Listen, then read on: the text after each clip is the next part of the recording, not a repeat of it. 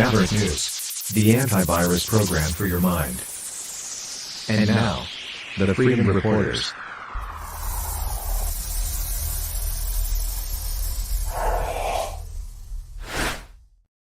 Good evening, everyone. I'm Rick Walker. Welcome back to the Maverick News channel. Great to have everybody with us. Maverick family, new viewers from all over the globe. Great to have everyone here. Thank you for taking the time to watch tonight. We have a kind of an unusual special show lined up for you tonight. I'll tell you exactly what the feature content is all about. We have a special guest joining us, but first I'll say that we will also do our best at some point during the broadcast to get to some of the other top stories of the day. Specifically, we will maybe dip into the speech from Donald Trump today. We will talk a little bit about what's going on with that special rapporteur, David Johnston, announcing, well, last night while we were on the air that he is stepping down as the special rapporteur. So what comes after that? We'll have the Intergovernmental Affairs Minister to talk about that. We have, what other things? Oh, yes, Trudeau made a surprise visit to Kiev today. And all of this coming in the wake of the Johnston resignation. But what's he doing over there? Well, after telling veterans in Canada that they're asking for more than the government is able to give, he went to Kiev to cough up another $500 million. And then, while all that was going on, today the Canadian government seized a Russian cargo plane. That's a great way to extend an olive branch and work toward peace. So we've got all that going on. We'll probably talk a little bit about the indictment as well. And who knows, maybe we'll even talk about UFOs. It seems that's becoming fairly mainstream these days. And so what the heck? Wildfires, UFOs, all kinds of stuff. But the thing that is probably the thing that's really setting society on fire is all the fighting over this transgender issue. So tonight, Trans Mania. That's the thumbnail that I put together. It seems like a lot of people have lost their minds over this particular issue, and it's like every day now, someplace there is some huge protest, people fighting in the streets. Well, at least clashing. I don't know about actual physical violence at this point, but it seems we're getting very, very close to it. I mean, I've said before, I don't like it. I don't like all the friction, and it seems like we've taken a huge step backwards as they've pushed this stuff into schools, getting people very upset, and you can kind of understand why. You certainly can understand why. And it's got a big reaction, right? So now you've got both sides digging in, and it is escalating to a new level. Well, we're going to show you the stomping of the pride flag, which I'm sure most of you have probably seen as of tonight. So we'll show you that. But most important, we have a special guest joining us. And it's Brian Howald. He's asked to come onto the program and talk about this issue. And we are a free speech platform. We like to explore all sides of an issue so that we can completely understand things, or try to get as complete an understanding of issues as we possibly can. So tonight, Brian Howald will be joining us. In fact, in just a moment, as soon as we return, do not go away. This show is going to be a barn burner. I can pretty much guarantee it.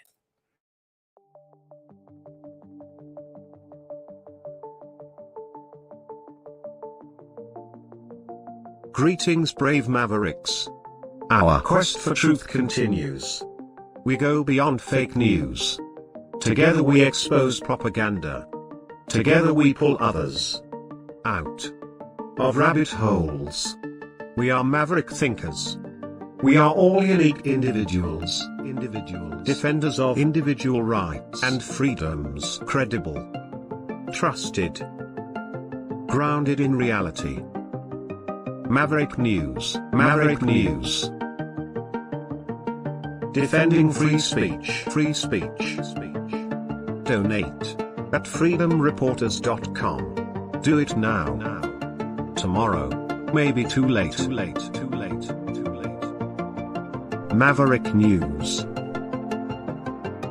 The world is watching.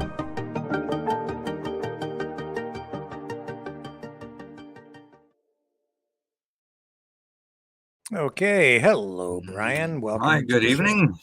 Is your wallet feeling thinner? Why do you ask? Well, Because of the situation in Ukraine. yeah. Yeah, the prime minister and his $500 million bonus for Vladimir Zelensky and his regime. Yes, everyone's wallet is a little thinner tonight in Canada as the Canadian government prepares to send not just cash, but weapons. There seems no end. No end. Nope. But hey, we've got lots of cash now. I don't know where it came. Oh, it came from the printing press. That's right. Yeah. Yeah. So I'm not feeling great about that, but that's just me. I'm just not into killing people. So take it for what it is. But you asked for it, Brian. You got it. You said you wanted to come on and have a discussion about this trans issue that is, front and center and, every day in the media cycle now. And I don't know, where do you want to start?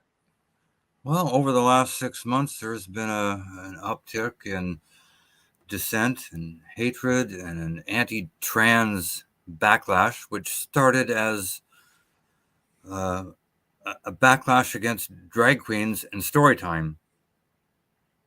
That mushroomed into dissent against trans people and even the pro-choice movement. As you mentioned last night, this thing, it's been bubbling for maybe about a year now with the release of Matt Walsh's documentary, Yes. the repeal of Roe v. Wade. But until January, I never heard anything about it. This backlash. We're going to start. And maybe we should just, again, to provide for proper framing for this. You have a personal vested interest in all of this because of your personal life choices and your personal situation. So can you explain why, what that means? And I just want to throw that over to you so you can explain why. Explain why. But the point is you're trans. Yeah. Yeah. Yes, Okay. I am. Just in case anybody isn't cluing in. Yeah. Okay. No, So that's why Brian. I usually talk about World War I, which is one of my favorite subjects, or World War II. But because of the rising contempt I've been watching on some of the conservative media channels, Fox, Rebel News, the Daily Wire, they're ramping up this hatred, and a lot of it has inspired a lot of recent events in the States at the state level, with over 500 bills being drafted. Close to 75 have been legislated, and much of it started in the state of Florida with Governor DeSantis. The great state of Florida, maybe it's not so great anymore, and that's expanded into Texas, Montana, Georgia, Idaho. Many other states are adopting draconian laws against trans healthcare. And we're seeing a ripple effect now coming across our borders into Canada with protests like the one. So specifically, what is it about the legislation? Because I have to be honest. I mean, I see reports on both sides. I've not really read any of these pieces of legislation myself in their entirety. So what specifically is it about these government measures that you find draconian? Okay.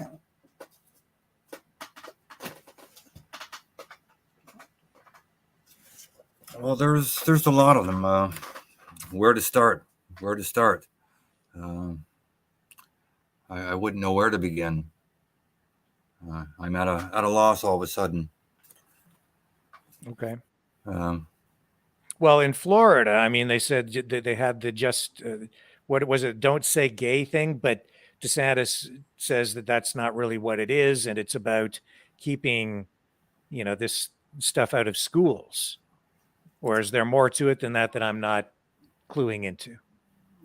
There's a lot more to it. A lot of it is imaged on children, kids, teenagers, T blockers, testosterone blockers, or puberty blockers.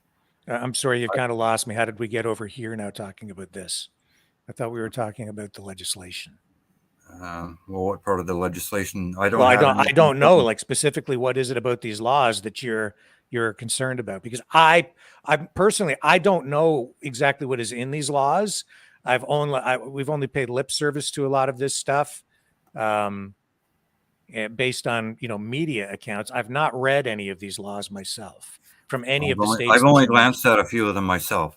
Okay, but you can't help but escape them every time you watch Fox News. There was reports this legislation is passed in Texas, this one in Arkansas, another one in Georgia, another one in Montana.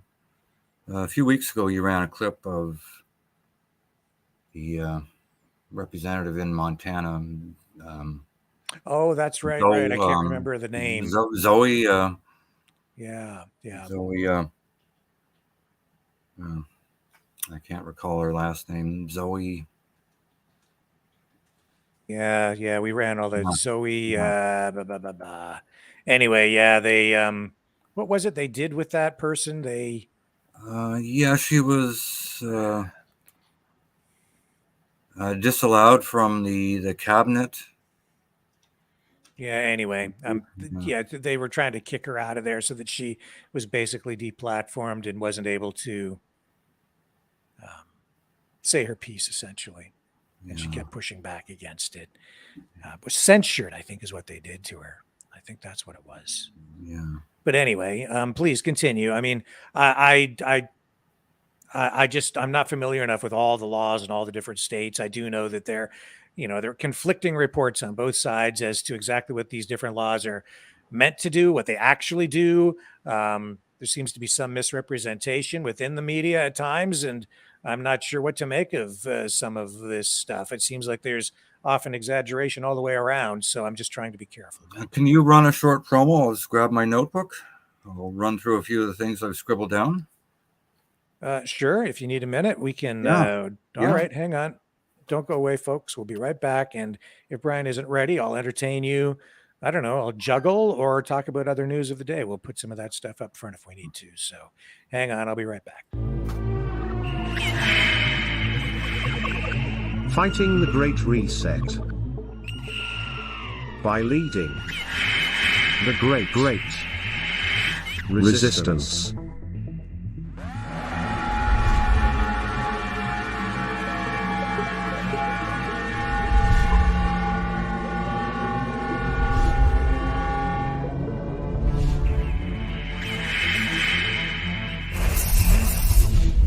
Maverick News.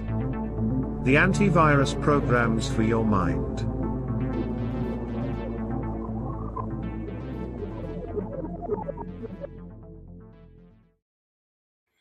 Okay, so while Brian kind of gets his notes together or whatever he needs to find there, I'll just share this with you. Here's our fearless leader, Justin Trudeau, making a surprise visit to Kiev, or Kiev, depending on how you want to pronounce it.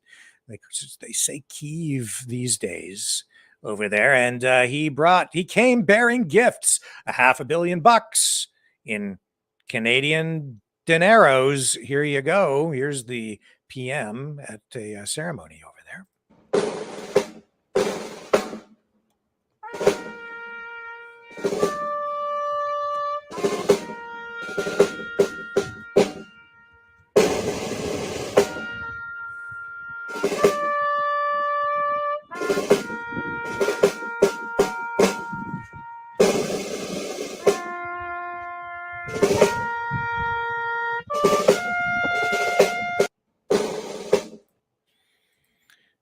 There it is. So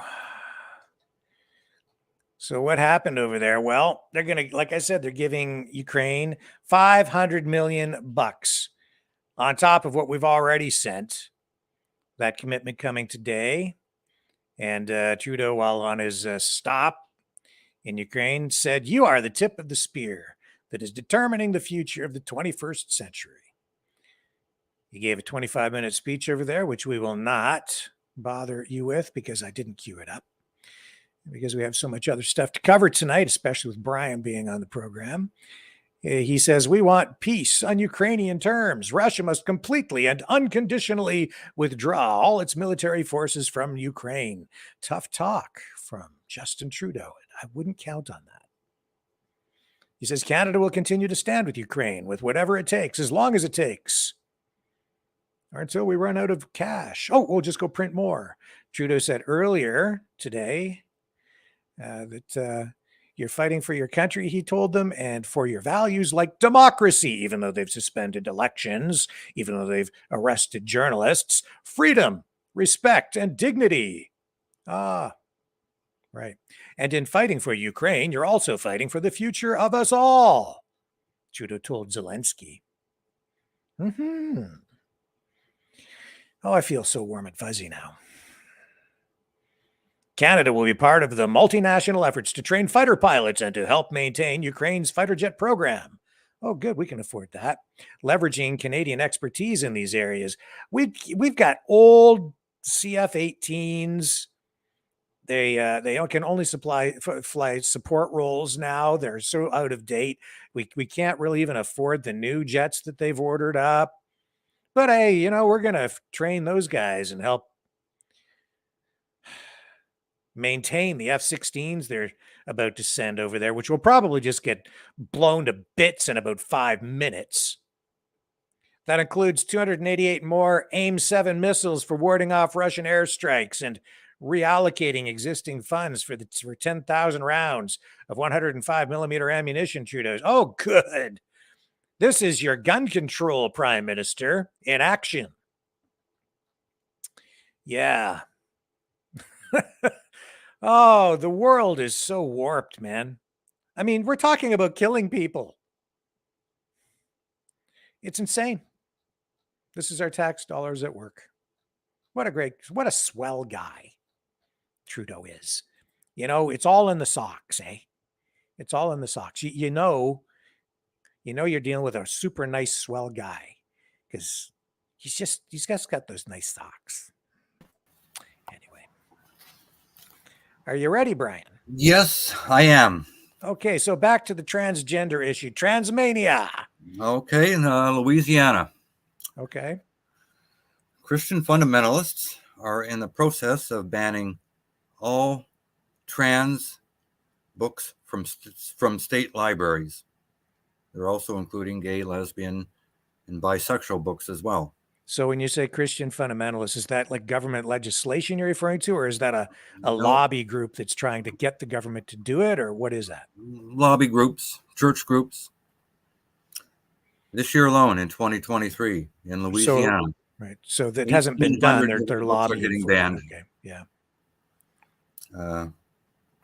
Christian fundamentalists in Louisiana are also in the process of defunding libraries, most of which are funded through city halls. They're also petitioning city mayors and councils to appoint evangelicals to library boards. Librarians in Louisiana are being targeted by fundamentalists online and offline. Mm-hmm.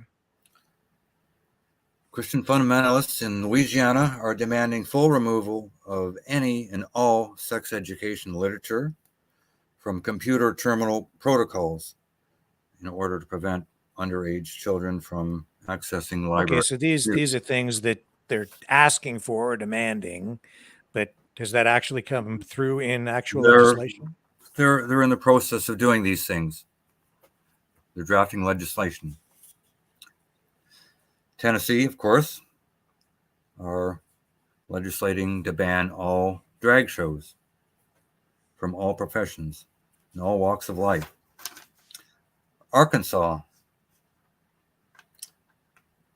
they're trying to criminalize the transgender community. All the various states are attempting to ban drag performers, adult-oriented businesses. The legislation tries to compare drag artists, which is a theatrical performance, equating them with trans people. And they're legally defined as sex trade work. And what's your source for all that? Where are you getting the information from? From online sources, from legislation, from drafting protocols. These are media reports? Yeah, they're legislation. Yeah, but they're media reports that you're citing. No, right? no. I've looked at the actual legislation. Okay. As reported by media. So what legislation has passed? And then I don't want to harp on this. I'm just right. Of the 500 bills that have been proposed and drafted, 75 of them have been legislated. Some here, some there. Texas, to qualify for a 40% property tax reduction, you have to be heterosexual and not a member of the LGBTQ community. Florida,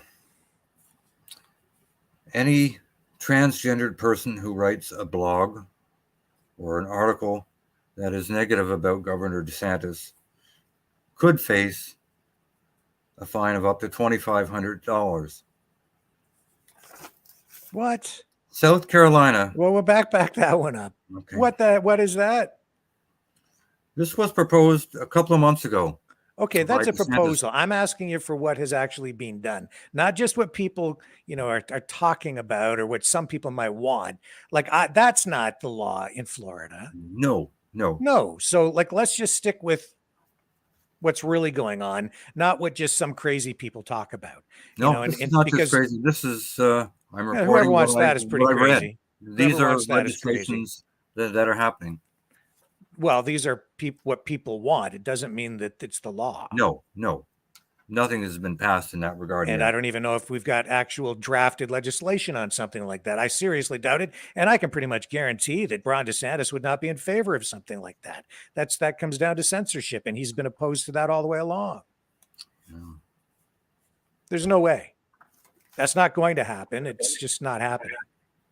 I mean, I have no doubt some people would want that, because as soon as you get into, a hot political situation, it's amazing how quickly people run for the censorship, sledgehammer on both sides to try to shut the other side up. So that's what's going on, but it doesn't mean that it's actually coming down. Anyway, let's just move on. We don't need to keep harping on the legislation thing. What's the objective here behind today's presentation?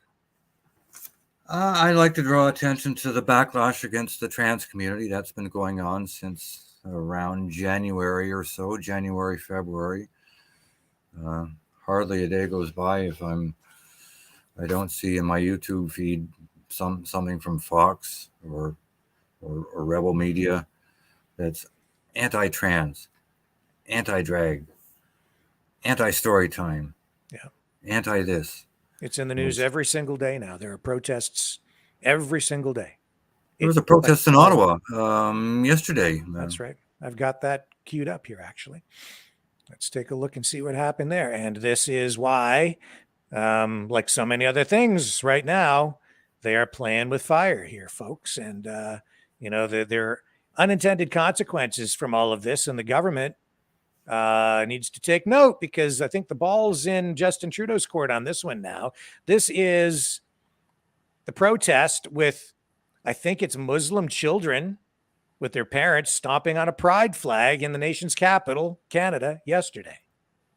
Bunch of young kids here with their Arab parents, and they are stomping the pride flag here at the protest.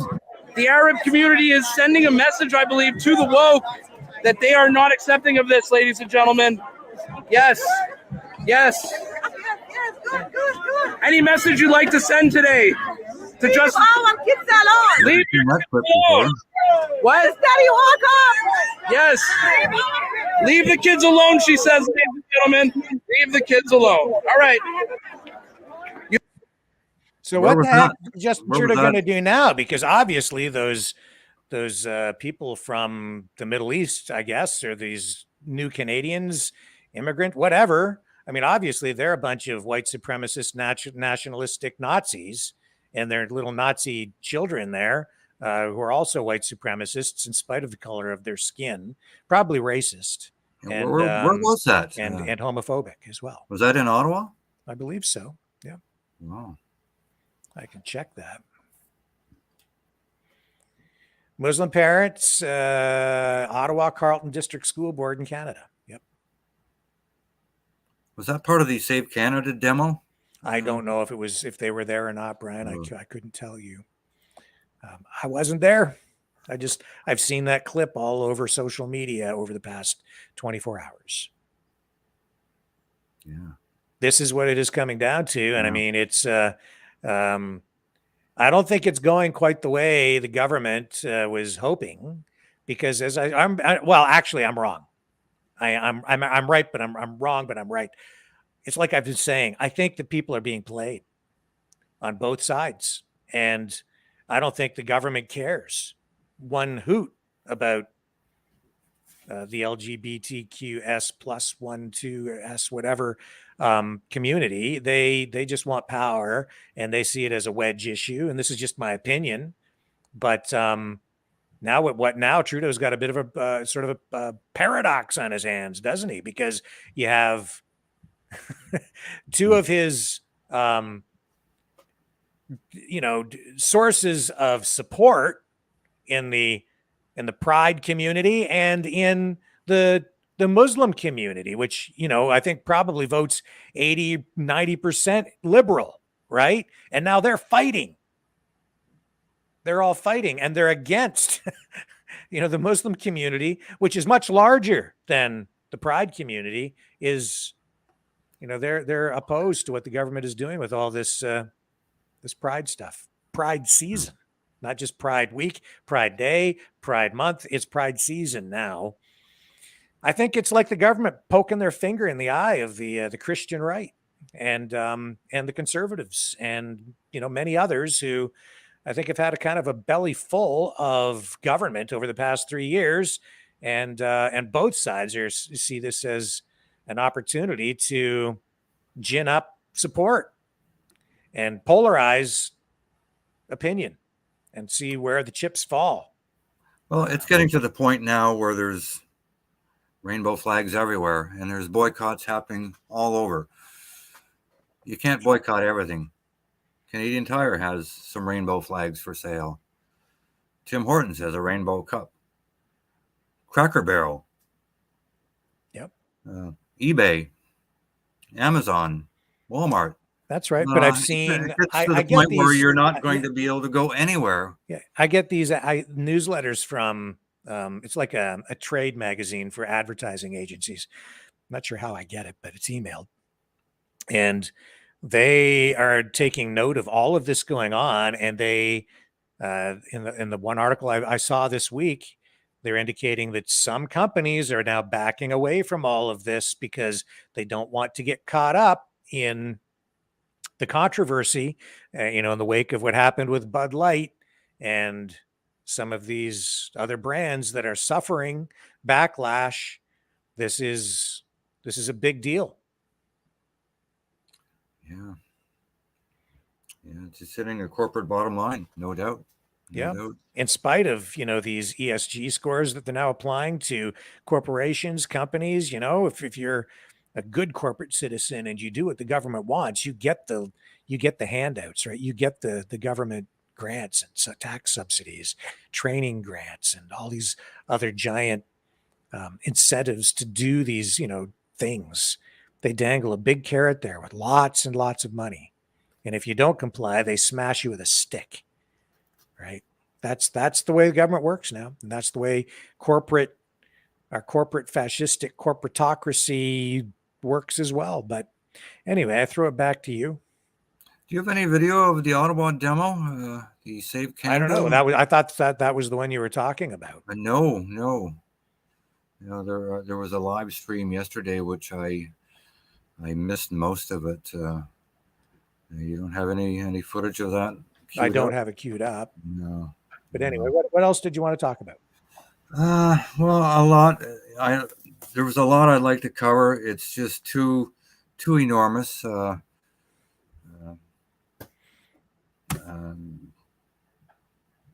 It's just. It's Well, I too hope I difficult. didn't throw you off track. I mean, Yeah, the floor is yours, I think sir. you did, So Rick. I think you did, Rick. You know, I hadn't planned on a combat. I'm not fighting with you. Program. We're just having a discussion. Yeah. No, you put me off. So. Well, I apologize. I didn't mean Yeah. to do that. The floor is yours. Just pick up your No. presentation and go. No, I'd rather not at this point. No, I think I'll decline. Okay. So you want to wrap it up? Yeah, for the moment, yeah. You can put me backstage. You want to take a few minutes and come back? No, I think not. You've put me off my mark. I'm sorry. I apologize. Okay. Well, I'm sorry, Brian. I think you had a message that you wanted to share with people. Do you maybe have some final thoughts or just an overriding message you would like to share with people? No, I don't, Rick. No, I'm sorry. Okay. Well, I do. I just want people to get along. And I try to see both sides of a story and of an issue. And I don't like where this has all gone. And it saddens me. And it concerns me. And I don't like to see people get hurt on either side or anybody or on any side with regard to this. And I don't, I just wish it would all stop. Honestly, I don't even want to talk about this stuff because I find it so distasteful. I see the anger and I find it extremely disturbing. And I don't like where I see it going because I think we're just seeing the beginning of it, especially as we head into the next presidential election. Today, President Biden addressed the largest LGBTQ plus rally in American history. Apparently, that's the way it was described. In a recent speech, he said that the LGBTQ plus community makes up the, how did he put it, the core of America's soul. And this I think that was actually during his inauguration. And this, as he puts the battle for America's soul at the heart of his entire re-election campaign and his presidency, really. And I'm not so sure that is the case. I don't think that the LGBTQ plus community itself makes up the heart or the core of our society or of America or the American soul. It's part of the fabric of our communities and our countries and our society, but so too are many, many, many, many, many, many, many other people from all different walks of life. And I don't know. I just, I'm very concerned because this is going to get more heated as we get closer and closer to the next elections, and in both Canada and the U.S. I'm very worried about it. And I think that you have been targeted yourself. Well, many times in the past. Yeah. Many, many times. And I'm sorry about that, Brian.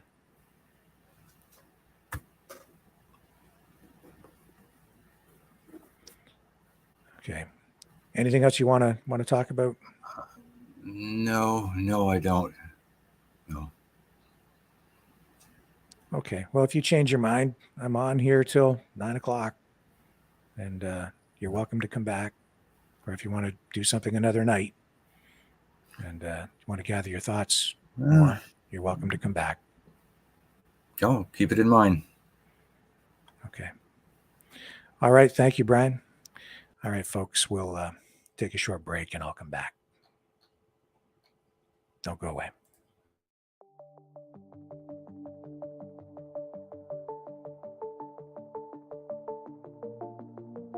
Greetings, brave Mavericks. Our quest for truth continues. We go beyond fake news. Together we expose propaganda. Together we pull others out of rabbit holes. We are maverick thinkers. We are all unique individuals, defenders of individual rights and freedoms, credible, trusted, grounded in reality. Maverick News, Maverick News. Defending free speech, free speech. Donate at freedomreporters.com. Do it now. Tomorrow may be too late. Maverick News. The world is watching.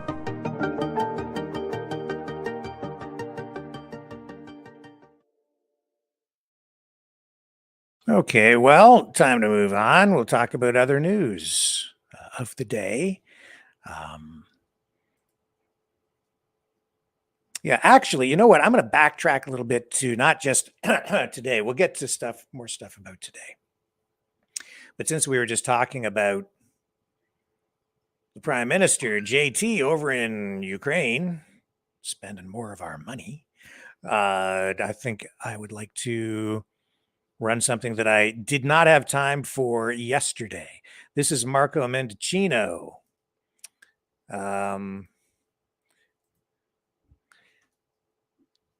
He is the public safety minister, and he was in Toronto for the opening of the Toronto Holocaust Museum. Let's just listen to what he had to say. Begins with the lessons of the past and one of the most egregious injustices ever visited upon any people in the Holocaust. And it is important that we do this work together across every level, across partisan lines. And I hope that the Jewish community here, and indeed all communities, note the strong collaboration because it has been never more important than now that we do this work together. Je suis fier du rôle que notre gouvernement a joué pour rendre So one of the reasons I want to run this is because it's like notamment en allouant during this entire $2.5 millions de dollars au titre yesterday, de budget de l'année dernière. all the speakers, including We're here Mendicino, today because the horrors of the Holocaust are unique in human history, and we must ensure that they are never forgotten. We have an obligation to tell the stories, and I do want to take a moment to note the presence of Nate Leipziger, survivor, someone for whom I have the utmost respect, and recall that you visited Auschwitz along with the Prime Minister and took that opportunity to grieve with him, but also to impart to him and to our government and hopefully to all leaders the importance of never forgetting that atrocity. And those lessons of history will hopefully inspire the future. So to you and to all of the survivors, thank you for everything that you have done. It is truly inspirational.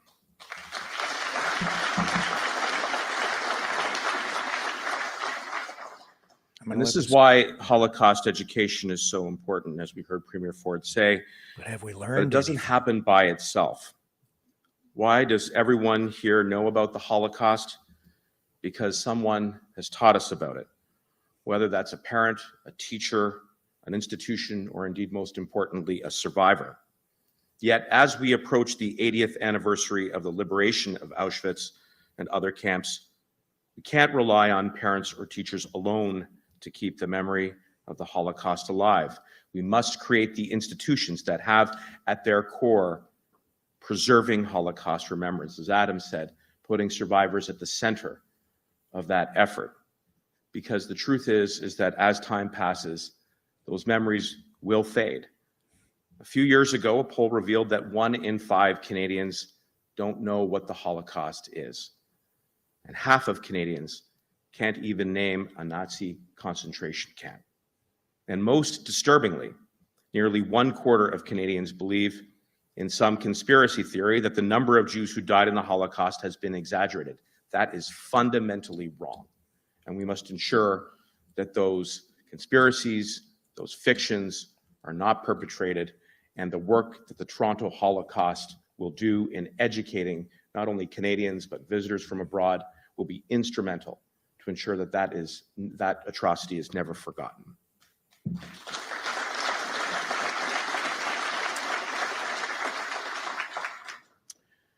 I also mentioned the fight against anti-Semitism, and as Minister of Public Safety, I'm soberly aware that in 2021, the last year for which we have current statistics, fully half of hate crimes in Canada targeted Jewish people. But it's not just the passage of time that is threatening the memory of the Holocaust.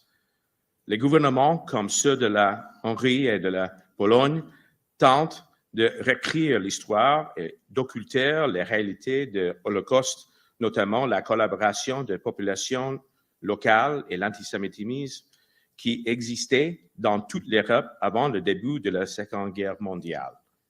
La semaine dernière, l'éminent historien canadien d'origine polonaise, Jan Grabowski, fil d'un survivant de l'Holocauste, during a this été entire empêché presentation, not one de donner speaker une even mentioned conférence the à war Varsovie in sur les Ukraine. efforts déployés par la Pologne pour occulter And then we la saw mémoire just this de past week l'Holocauste. the New York Times Un député acknowledging polonais that d'extrême they droite actually do have est a monté Nazi sur problem scène, in a brisé le Ukraine and within micro the et a Ukraine military. refusé de partir tant que la Admitting it. conférence n'était pas annulée.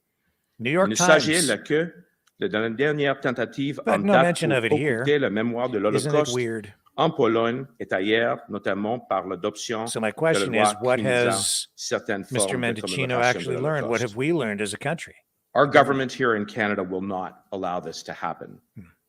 We see it as our sacred obligation to preserve the memory of the Holocaust while fighting anti-Semitism that is all too present in everyday lives. And I have spoken with so many families, parents, students who are afraid simply by virtue of their Jewish identity to go to school. And that too is fundamentally wrong.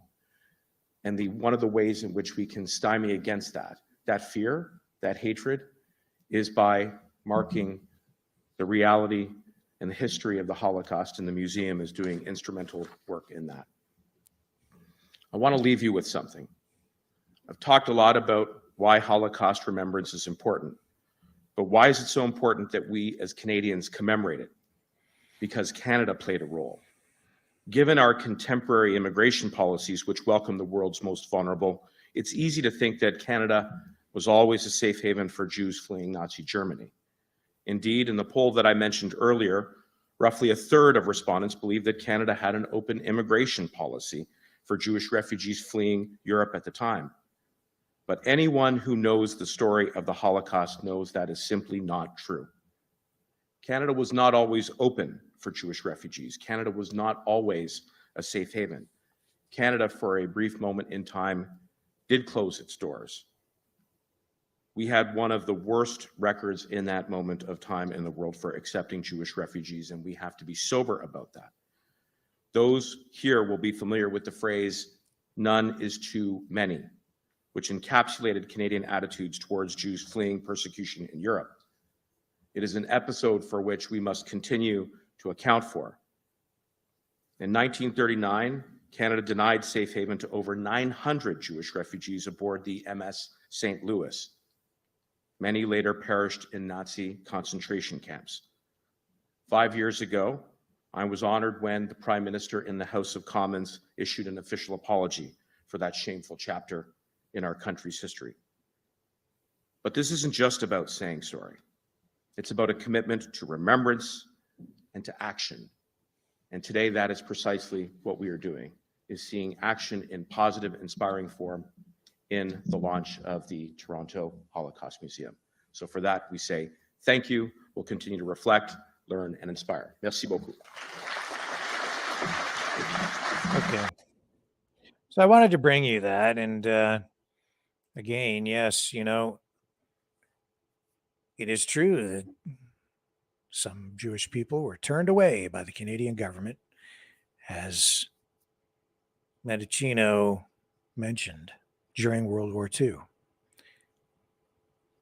Wasn't a safe haven for them at the time. Things changed. But Canada has been a safe haven, was a safe haven after World War II for quite a few Nazis and Nazi collaborators. And, I did a bit of a presentation the one night a few weeks ago about that very subject. And there are still Nazi hunters out there. But most of those Nazis from World War II who found refuge in Canada have, of course, since passed on. But that, too, is a shameful part of Canada's history. No question. And that is something that is not really taught in schools. And the Canadian government has an atrocious track record when it comes to administering justice on that front. In fact, there might have been one conviction, but virtually every effort to bring Nazis who fled to Canada to justice years later, this goes right back in through the 80s and the 90s, those were unsuccessful, rebuffed. The Canadian government had all kinds of different excuses, citing different international laws and legalities, technicalities, conflicts in different kinds of legislation between what the Canadian government had written, what was in place internationally, and the conflicts between all of those different pieces of law. Anyway, don't go away. I'll be right back.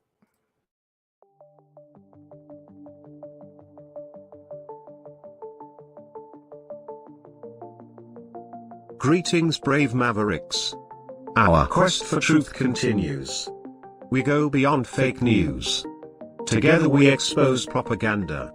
Together we pull others out of rabbit holes. We are maverick thinkers. We are all unique individuals, defenders of individual rights and freedoms, credible, trusted, grounded in reality.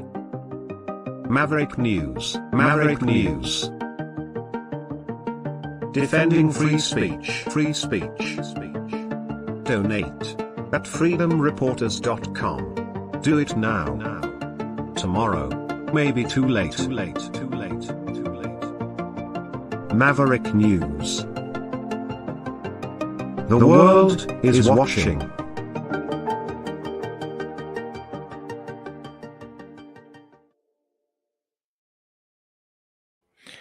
So yesterday we talked about the indictment of Donald Trump. Yeah, we read the whole darn thing right here on the show from top to bottom. About 45 pages, I think, in total. We got through it, and I hope you didn't fall asleep. It was actually kind of engaging. And then Lori sent me a link, which I appreciated, to the Rudy Giuliani show on YouTube. And I watched that, and man, that guy, America's mayor, is he on the mark or what? I mean, he is so sharp. In spite of the way the media tries to portray him as some sort of a buffoon these days, they are so wrong, because he has got it together. He knows his stuff. He's done all that research into what went on over in Ukraine. He has all the information on the Hunter Biden laptop. He knows the stuff inside out. It's embedded in his brain cells. And he knows all the history behind all of the crap that's been thrown at Trump. He's a lawyer, so he knows the ins and outs of the legal system. And then he was referring to this indictment and explaining why it's basically junk. And even though we read that indictment from top to bottom, without proper context, some of the stuff the indictment itself doesn't give you a full picture, right? So there is one section in there where, and maybe I'll bring up the indictment. I won't read the whole thing again, but there is a whole section in here. I've still got the whole indictment here. But there's a whole section that I read last night. Okay, I can't remember what page. It doesn't matter. I'll tell you what it is. It makes reference to Trump talking to a journalist and showing the journalist and a map that he's being accused of showing a piece of classified information to this journalist in this indictment. Well,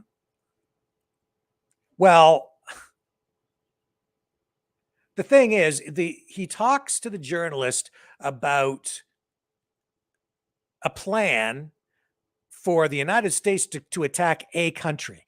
It's redacted. It doesn't tell you which country they were looking at attacking, and it doesn't give you the full context. It makes it look like Donald Trump wanted to attack this country. So, I read it and I thought, well, that's pretty disturbing, right? What is that all about? I don't know. But then Giuliani, who knew the history behind it, kind of revealed the whole thing. And it's not really a secret at all. So what the deal was General Milley. He came up with a plan, apparently. I guess there was a plan that was cooked up. But anyway, it was to attack China, potentially. And Milley said that if that happened, he would warn China. This is a general, a United States general. So he's going to, if they attack China, he's going to warn the enemy. There's a lot to the story. And this goes back to 2021. And that, the fact that he said that, and this became public, and it was widely reported at the time. And that's one of the things they're referring to in this indictment. That's one of the reasons or one of the justifications that they've come up with to indict Trump. And yet the information that was discussed in this recorded conversation was all reported in the mainstream media back at the time. So, it's just, you have to have the proper perspective on all of this stuff and all the context and the more information you have, the more some of this stuff starts to unravel. I thought that was very, very revealing. And here to just show you that Giuliani is not just making this stuff up. Here are some of the articles. You can find them online. Watch, General Milley explains his calls with China, because he actually called China as well, had conversations with them. Lower the rhetoric on China, says Milley. So he's like pro-China. General Milley defends his call to a Chinese general. Under fierce Republican attack, U.S. General Milley, blah, blah, blah, had promised to warn China first if he were ordered to attack. I'm about to attack you. Duck and cover. And yet China was certainly in the crosshairs for Trump, especially economically, during his presidency.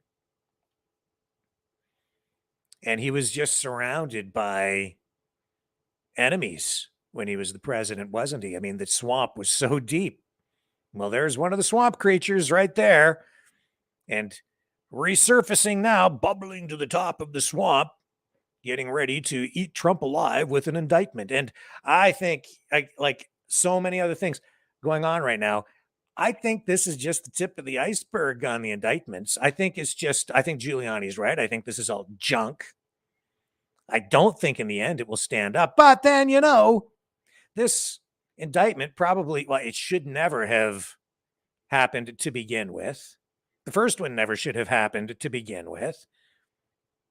This shouldn't have happened, but we're living, as Giuliani said himself, and I've said it here myself, the United States is living with a fascistic government right now. I think we're living with a fascistic government in Canada right now.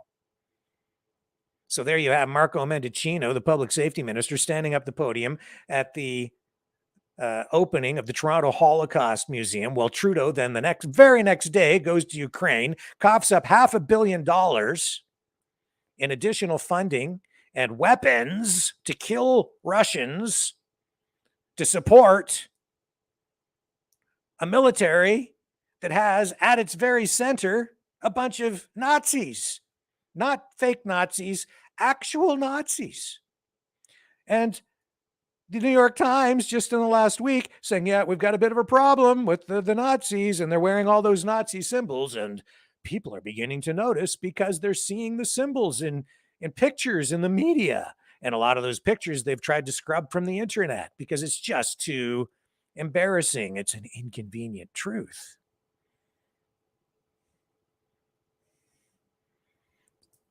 So the whole system is cooked. Now, how far will it go?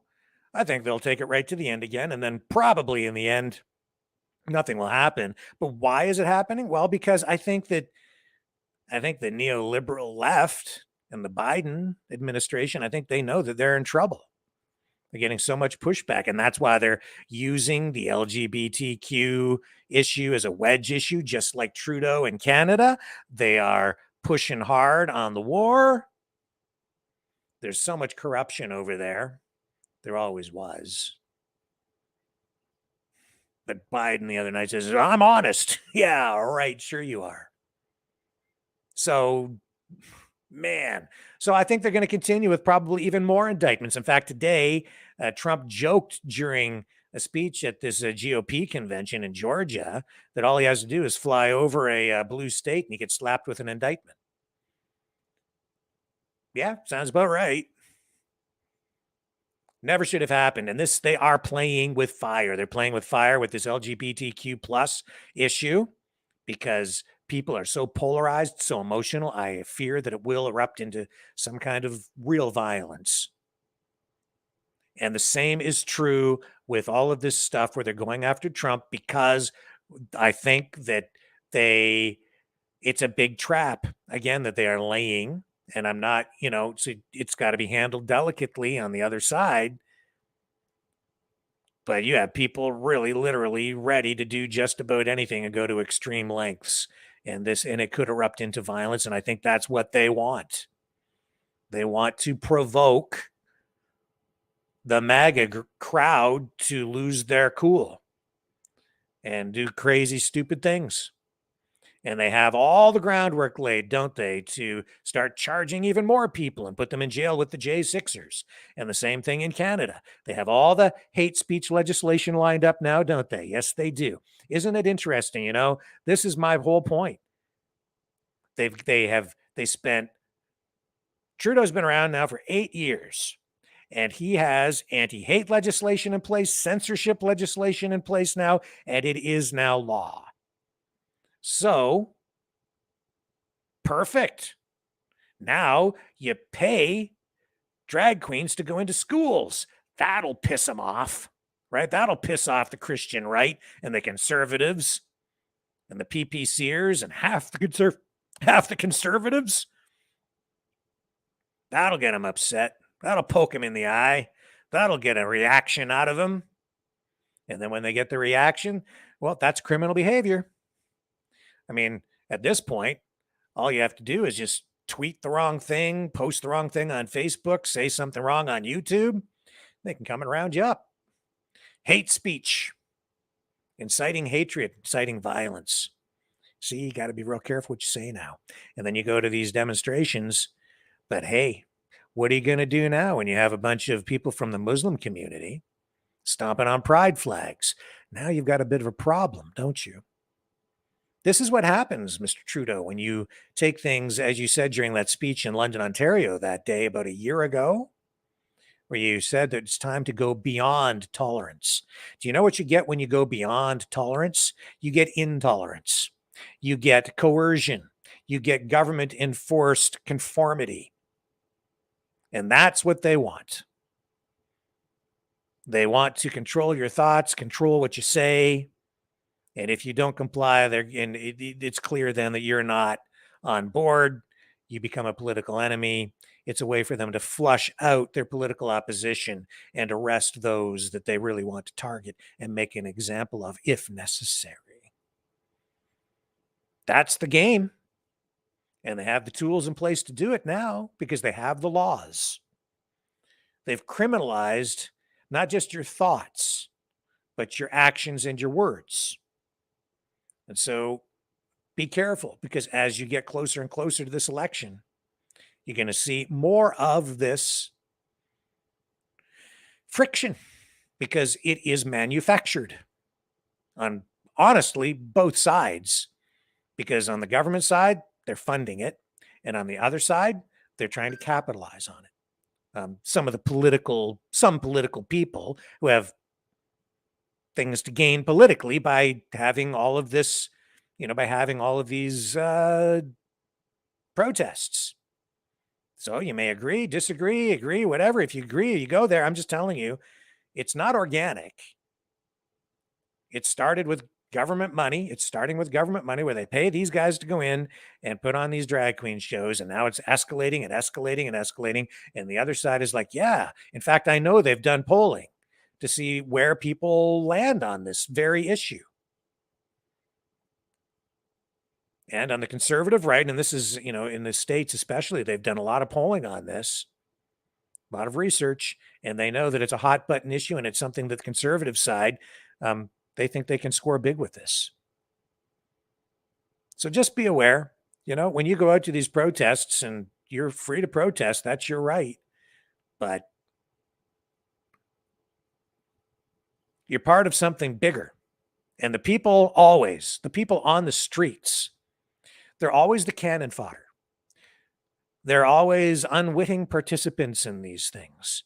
And in fact, it may go even deeper, because all you have to do is look around the world at all the different countries where you get severe political disruption over issues just like this one, where you see people pouring out into the streets en masse for protests.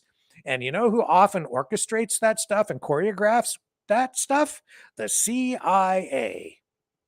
And sometimes what you see going on in the street, the objective is the opposite of what you think it is. And the end result is sometimes the opposite of what you think it is going to be. Sometimes it doesn't work. I can't say exactly who's doing what, who's pulling what strings, because that's part of how all of this works. You're not supposed to know. It's hidden from us. The people orchestrating these, setting all this stuff up, they're hidden. They're manipulating the situation. They're manipulating information flow. It's a part of information warfare. They're putting people, operatives in, to stir things up over here, get that going over there. I'm just telling you.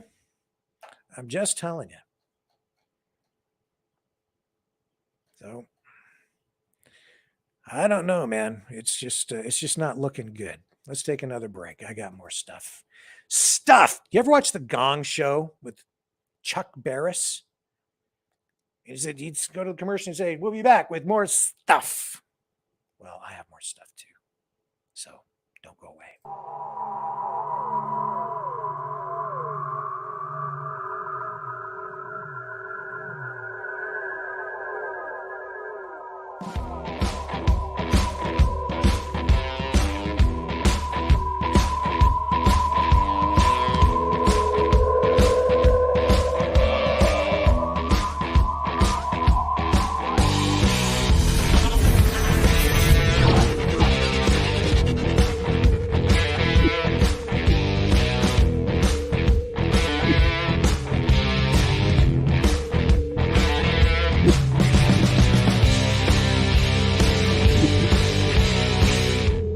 Maverick News.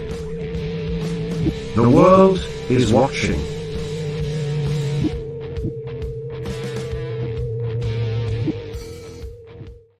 Together, Yahoo! Say, kids, what time is it? Okay, gang, let's go. It's Howdy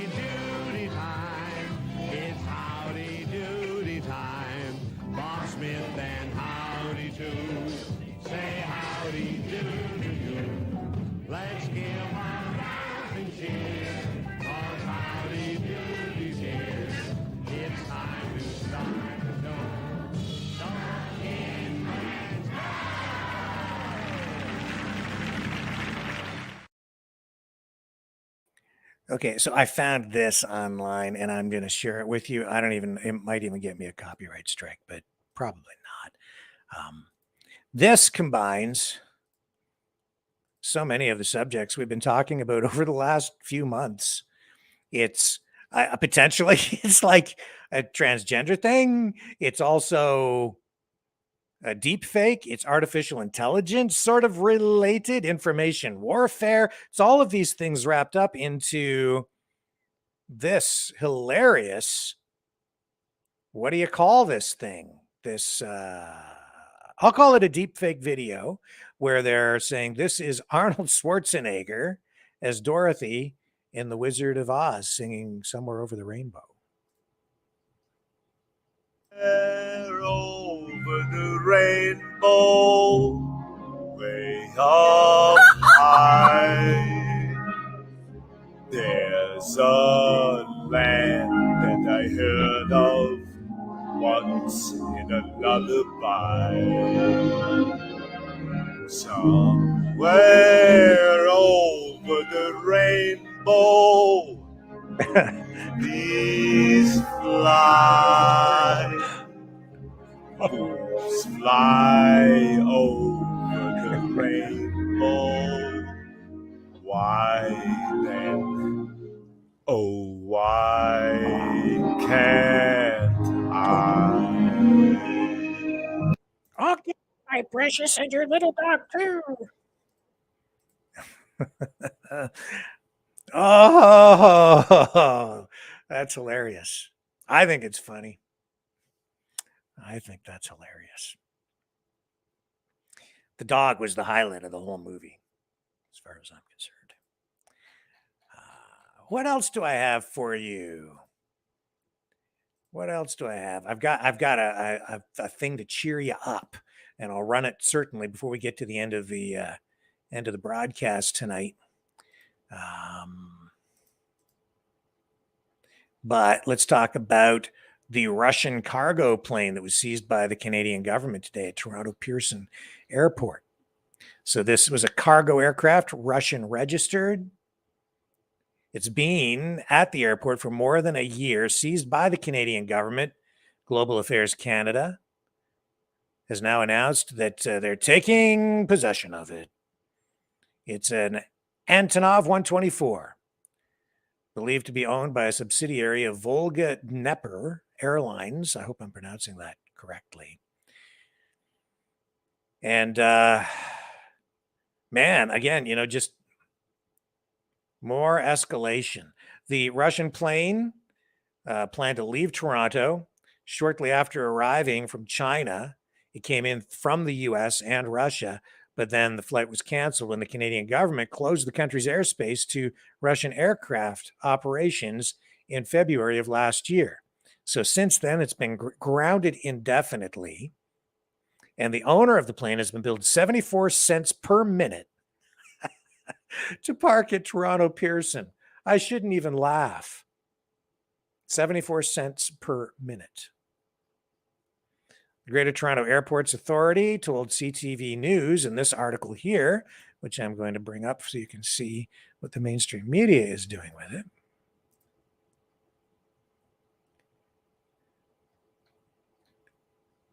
That it adds up to $1,065.60 for each 24-hour period. So there's where the dollar figure comes from. So there's my source for that tonight. And Chrystia Freeland, or I think maybe it was Melanie Jolie. Yeah, I think it was Melanie Jolie. Or maybe it was Anita Anand. I'm not sure. Let me just check here. Who was it that was, Melanie Jolie. Okay, foreign minister, Canadian. I'll bring this up over here. Here's another tweet regarding this from Melanie Jolie. She says, Canada is sending a clear message to the Russian regime. There will be nowhere left to hide for those who support and profit from this war of aggression. We have been there to support Ukraine's fight for freedom since day one. And we will continue to be there through their victory. Oh, my goodness. Yeah. I'm not sure what gives the Canadian government the right to do that. In fact, I'm pretty sure they don't have the right. I suppose because it's on Canadian soil, they're just going to steal or seize anything they want. I think it sends a very dangerous message, honestly, to countries around the world, to businesses around the world.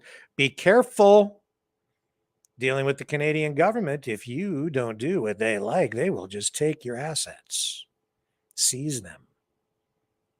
You know, that's what fascistic regimes do. That is coercion. That's authoritarianism. It's wrong. It's just wrong. It's theft.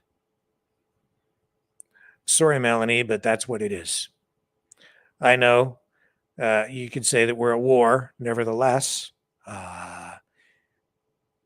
is the war here on our soil? Is that where it's escalated to? This is a private asset from a company. To me, it seems pretty cut and dried. I think the Canadian government is out of line here, and these are the tactics that they use, not just against the Russians, but against truckers too, and anybody that opposes them, because Justin Trudeau and his regime, they rule Canada with an iron fist, don't they? When necessary. On now to Trump. As I said, he referred to the war in Ukraine today, said that if he had been president, it never would have happened. That's right. I believe him.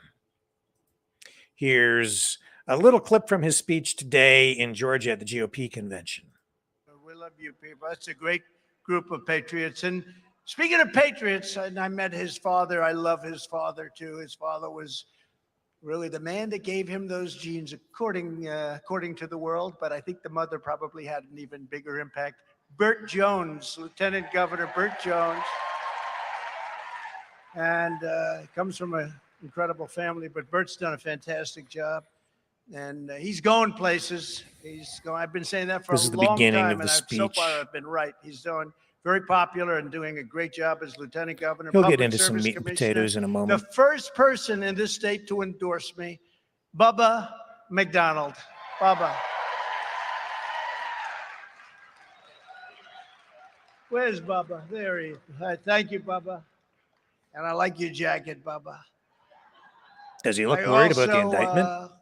Want to thank very much. He's always been there, a real powerful, strong person and a man who loves your state and loves our country. So he is, picking up a lot of support. Thank you, Brandon. Thank you, Brandon. It's a great Pence guy. spoke today as well, but everybody waited for 7 years Trump. we've been engaged in an epic struggle to rescue our country from the sinister forces within who hate it. They hate our country and who want to destroy it. Can be no other reason. These forces are far stronger than Russia, China, North Korea, and Iran, all put together. Think of that. From within is worse than from without. Because the right leader in America, if you have that leader, you're going to have no problems with those countries. We had no problems. We got it all straightened out. They understood. Would have never, ever had the problem with Russia, Ukraine. China right now is looking like they're going to do something, and they would have never even talked about it. Right now, however, they're putting us in the most dangerous position in the history of our country, and that's to a large extent because of the kind of weaponry we're talking about. Together, we stand up to the globalists, we stand up to Marxists, we stand up to the rhinos. You know, the rhinos are pretty bad. Because with the rhinos, you don't exactly know where they're coming from. The others you know, but with the rhinos, sometimes you find out. And we got to stand up to the rhinos. Communists and environmental extremists. You know, you have environmental extremists too. We stand up to the open borders fanatics, the radical left Democrats, their lawless partisan prosecutors, the prosecutors. Every time I fly over a blue state, I get a subpoena. We want him before the grand jury. And we stand up to the fake news media, which is seriously bad. And on November 5th, 2024, we're going to stand up to the corrupt political establishment. We're going to evict a totally corrupt president, Joe Biden, from the White House. And we're going to finish the job that we started, the most successful presidency.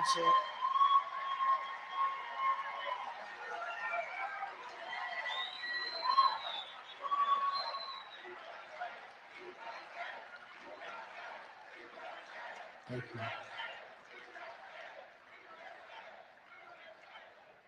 And I think, as everybody in this absolutely packed House knows, I've put everything on the line and I will never yield. I never yield. I will never be deterred. I will never stop fighting for you. I didn't need this. I had a great life. People said, would you do it again? The answer is yes, because we're going to make America great again. We had it there. And then bad things happened. Bad things happened with an election, right? Yeah, that's enough of that. Lest we get banned on the YouTube, we will not talk about such things here. Because we are dealing with a fascistic system of censorship. That is right. We must be very careful, not only about what we think about, but what we verbalize. So, I shall be careful indeed. What else do we have? More stuff. What other stuff? Stuff. Hello. What do we have? Cargo plane.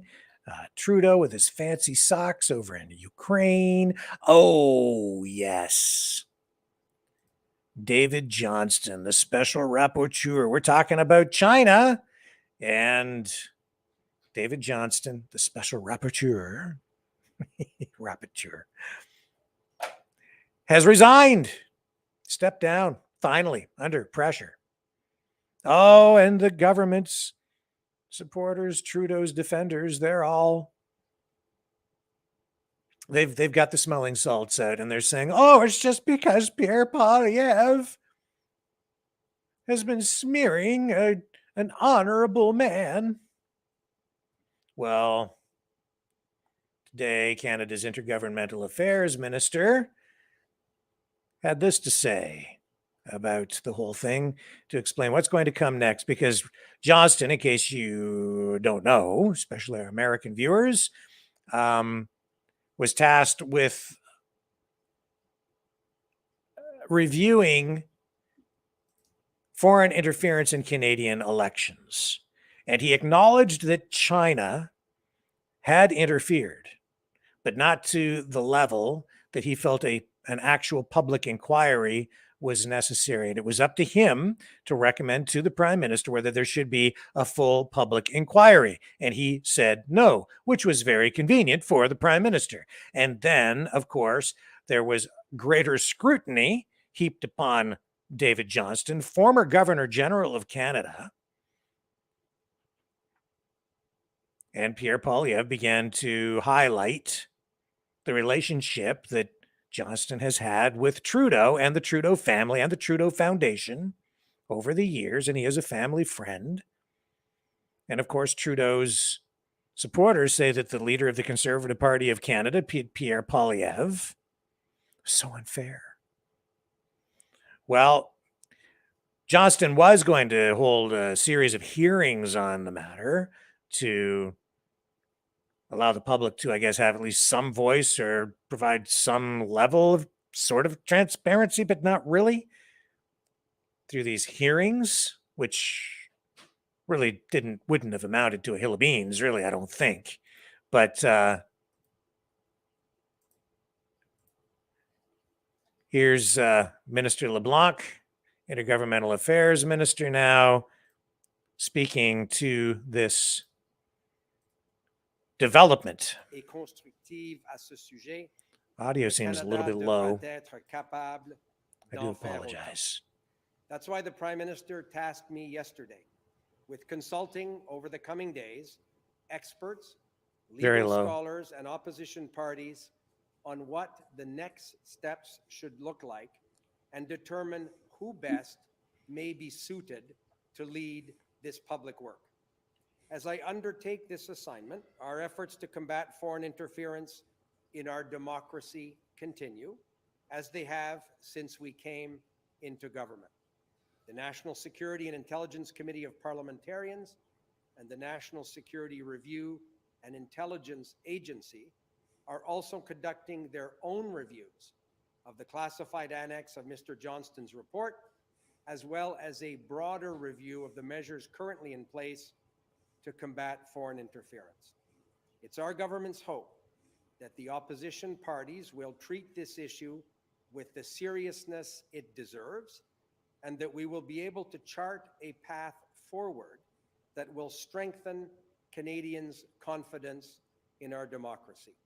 Merci, thank you, and I'm obviously happy to take your questions. Okay, so and public inquiry needs to be called. A public inquiry has never been off the table. All options remain on the table. The Prime Minister said so when he announced the appointment of Mr. Johnston. My job is to, in the very next few days, in short order, ask opposition leaders to take this matter seriously, not just to simply say, oh, there has to be a public inquiry. Okay, make suggestions about who could lead this public inquiry. What would the terms of reference be? What do they see as the timelines? How do they deal with the obvious challenge of respecting Canadian law that protects some of the most sensitive intelligence information? Those are the kinds of conversations we're prepared to have in very short order. We've said all along that all options remain on the table. We think there should be a public process going forward, as Mr. Johnston recommended. So my hope is very quickly we can come to some consensus around those. Okay, so I know the audio is low, but so I'm just going to stop there because I don't want to, keep running a video where you can't hear it. Bottom line is, from what I'm hearing there, he says a public inquiry is not off the table. It seems like maybe we're getting a little bit of a concession from the government where they're at least willing to look at it. Maybe we'll get a public inquiry after all, but will it be clean? Will it be fair? Will it be truly transparent?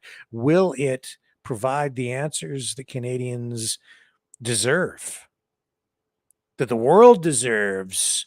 Canada has served for a long time as an example for the rest of the world, as a country that is the kind of democracy that other countries are supposed to aspire to, or at least that's what we thought.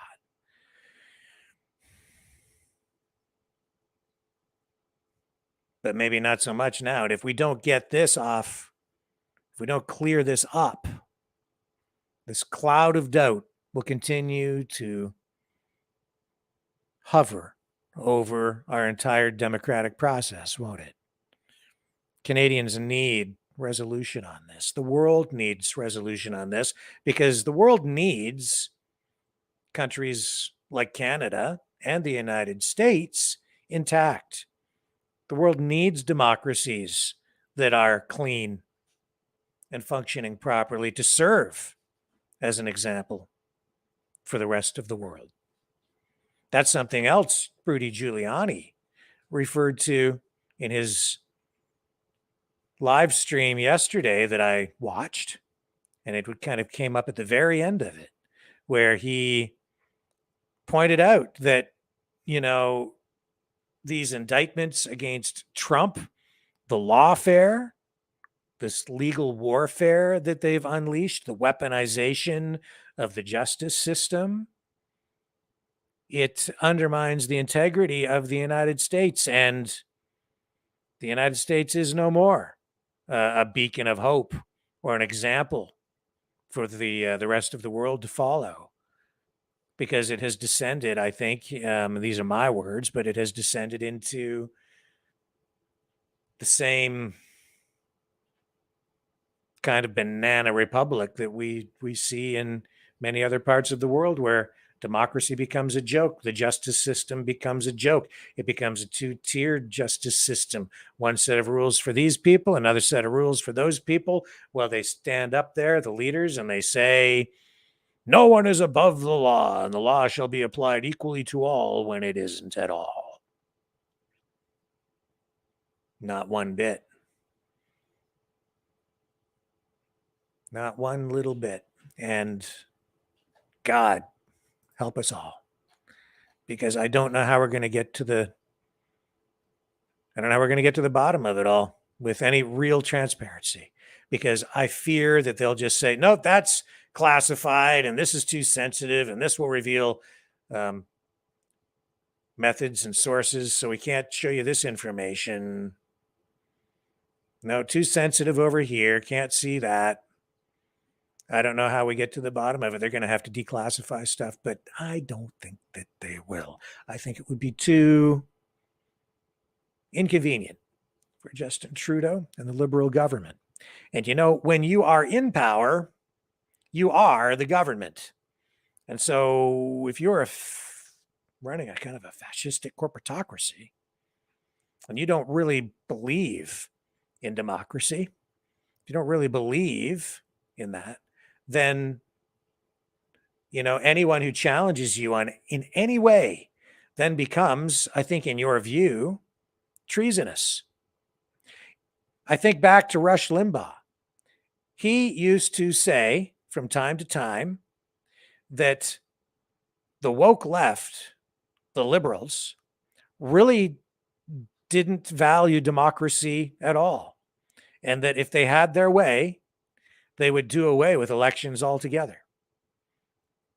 And to this day, I believe him. And I think that what we're seeing in many respects is a move toward that. Maybe not in obvious terms, but they're cooking things with information warfare, propaganda, legalities, just a lot of different tools that they bring to bear. And right now it becomes even more complicated because it's pretty clear that we are engaged in some sort of new form of warfare, fifth generation warfare, if you will. Everything has certainly changed, hasn't it? Don't go away. We'll have more stuff after this.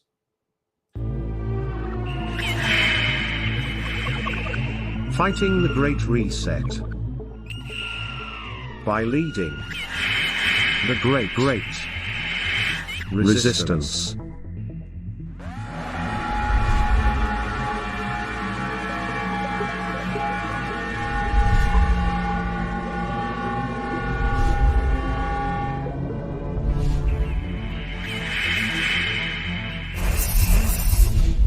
Maverick News. The antivirus programs for your mind.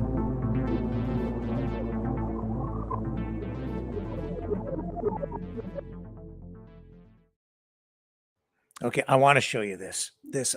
Again, just something that came across. Maybe you've seen it, maybe you haven't. You know, it's another viral video, but I just smiled and laughed, and I thought this was just the best thing I'd seen all day. So I want to share it with you because I just want to spread a little bit of joy. This kid just won $10,000 in a basketball competition. Check it out.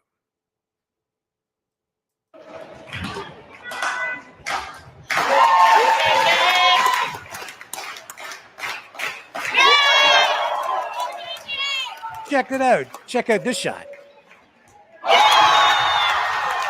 But wait, there's more. More stuff. This is great stuff.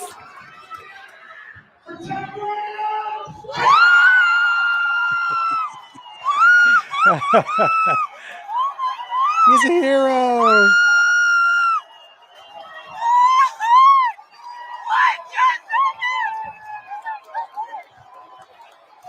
NBA, NBA, NBA. Oh, he'll never forget that, man.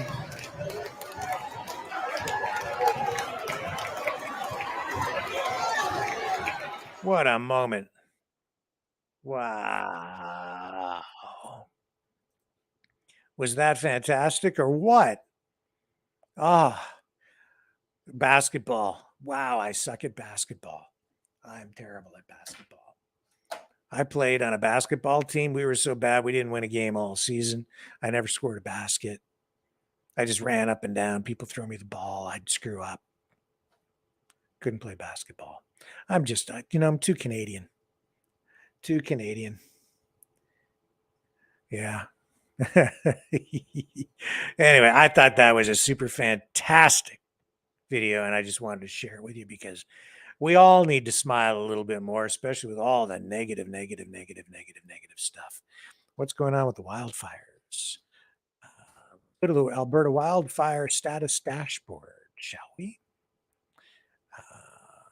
75 fires tonight burning out in Alberta. And of course, we have fires burning in, many provinces now. 75, that's nowhere near the 109 that we had, 110 or whatever it was. And out of control, 1, 2, 3, 4, 5, 6, 7, 8, 9, 10, 11, 12, 13, 14, 15, 16, 17, 18, 19, 20, 21, 22, 23, 24, 25, 26, 27, 28, 29, 30, 32 out of control now. That's more.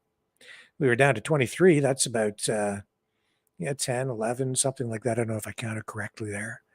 More out of control at the moment, but they are bringing in reinforcements to help fight the fire from fire departments or fire services from other countries, even from South Africa. We saw yesterday another 200 to assist Canadian firefighters here on the ground. And I know that there were more evacuations today because I spoke to some people out there in Alberta today, and I guess there were evacuations even in the sort of the outlying areas around Edmonton. So a lot to be concerned about there. And this is kind of coming at me. I'm just trying to tee this stuff up.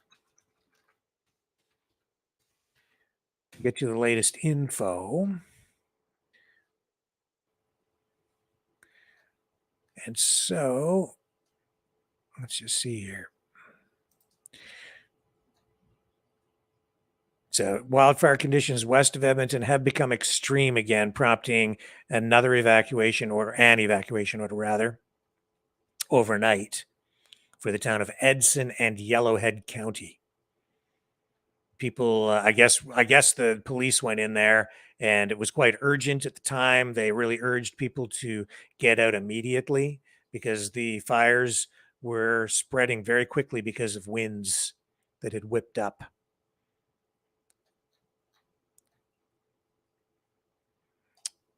And we're still, waiting for more information on exactly how these things started, looking for more facts, more information so that we know exactly what we're dealing with. I think there was that one story that we referred to where a woman was charged with 16 counts of arson. So that's a real thing. What the motivation was behind that, we do not know tonight. But with all these fires going, it's everyone is eager to get to the bottom of it all and figure out exactly what is going on. The one thing, though, is please, everyone, stay safe. Stay out of harm's way. If you need to leave, grab everything you can grab and just get someplace where you're not in danger. Protect your family. And that's my advice.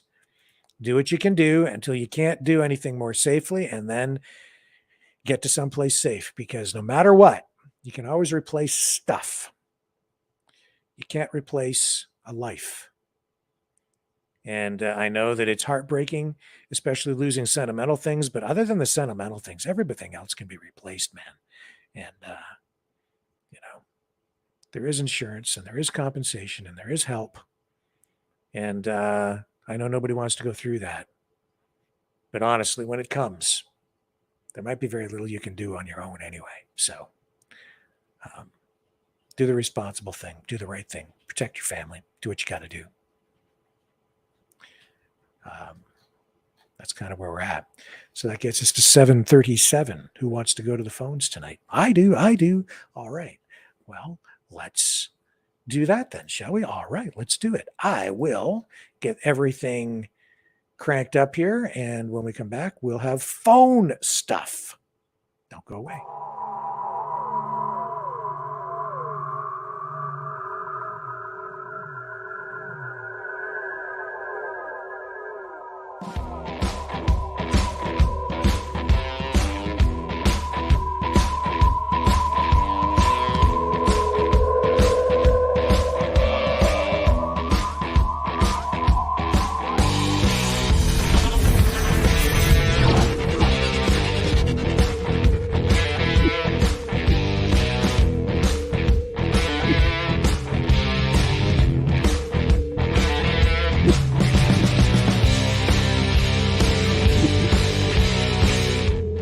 Maverick News. The world is watching.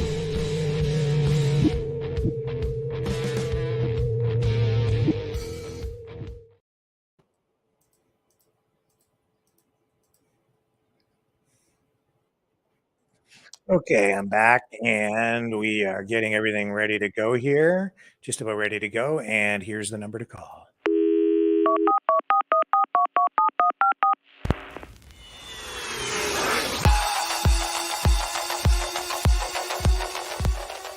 Join the conversation. Call 1-833-975-3733. That's 1-833-975. Free. Speak up. Speak out. Make your voice heard. Maverick News. Fighting for freedom by defending your right to free speech. Be a Maverick. Join us.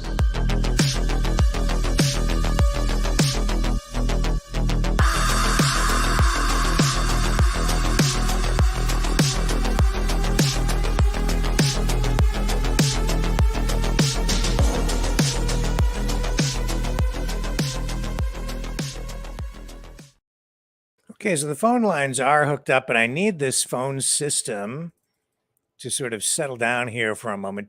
There we go. All right.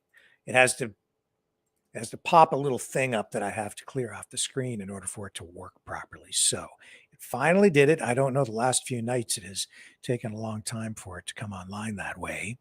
Here we go. There's the phone system up and running, and we're just waiting for the first calls to come in now that it is actually set up. And are we running? Yes, I believe everything is ready to go. Let me put the phone number up on the screen for you. So if you want to call in tonight and join the conversation, you can do that. Let me find the banner to put up on the screen. And for those of you listening on the podcast, this is probably a recording, so don't call in. But if you're listening right now, and you don't know if it's right now or if it's later, but you can join the conversation at 1-833-975-3733. 1-833-975-3733. And there we go. Time to take our first caller of the night. And I believe it is Steve. Hello, how are you tonight? Hey, am I on? You're on, sir. Go ahead. Oh wow, that was quick. I didn't have a chance to put on my intro. Oh, well, that's okay. I know who you are. This is Steve. Go ahead, Okay. Steve. I'm just gonna put it right out there. I'd like to see if you're able to bring Brian on with us on this call so we can have a three-way. Mm-hmm. Because I have some respectful questions for Brian. Yeah. Well, I mean, I'd said to him before that if he wanted to come back on, he's got the link. He can come back onto the program, and he's welcome to do that. I don't think that he will. He seemed, a little bit blue. Yeah, it seemed to be a little bit cut off there with his presentation, and I kind of have a sense that I might have provoked his unwillingness through my interactions on your Facebook feed, maybe.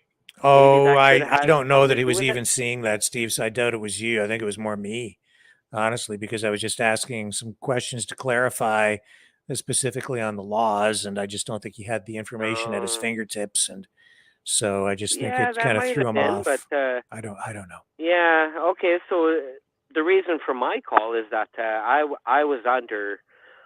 felt that I was under the understanding that his reluctantness was due to my interactions on on your Facebook feed, which I'd like to bring attention to viewers that if you interact with your channel, Rick, on Facebook, there's that ability to make friends. It's a very simple platform because it's very interactive. Yeah. Like through the chat section. Yeah. Like by means, like if you tag somebody's name, like one of your friends, hey, what are you doing tonight? You want to check up on? You want to have a chat on this topic? You want to jump in? You just tag them, and instantly there would be a notification on their phone, which invites them, right? Yeah. To bring them over to your channel. And that's something that I really, really, really am excited about, knowing that it's possible to talk to like-minded people through this fashion. With all these platforms and all this technology and all these ways that we're able to talk to each other from coast to coast to coast and across the pond, we're able to connect with each other. I understand. Was there something that you would like to say to Brian tonight? It's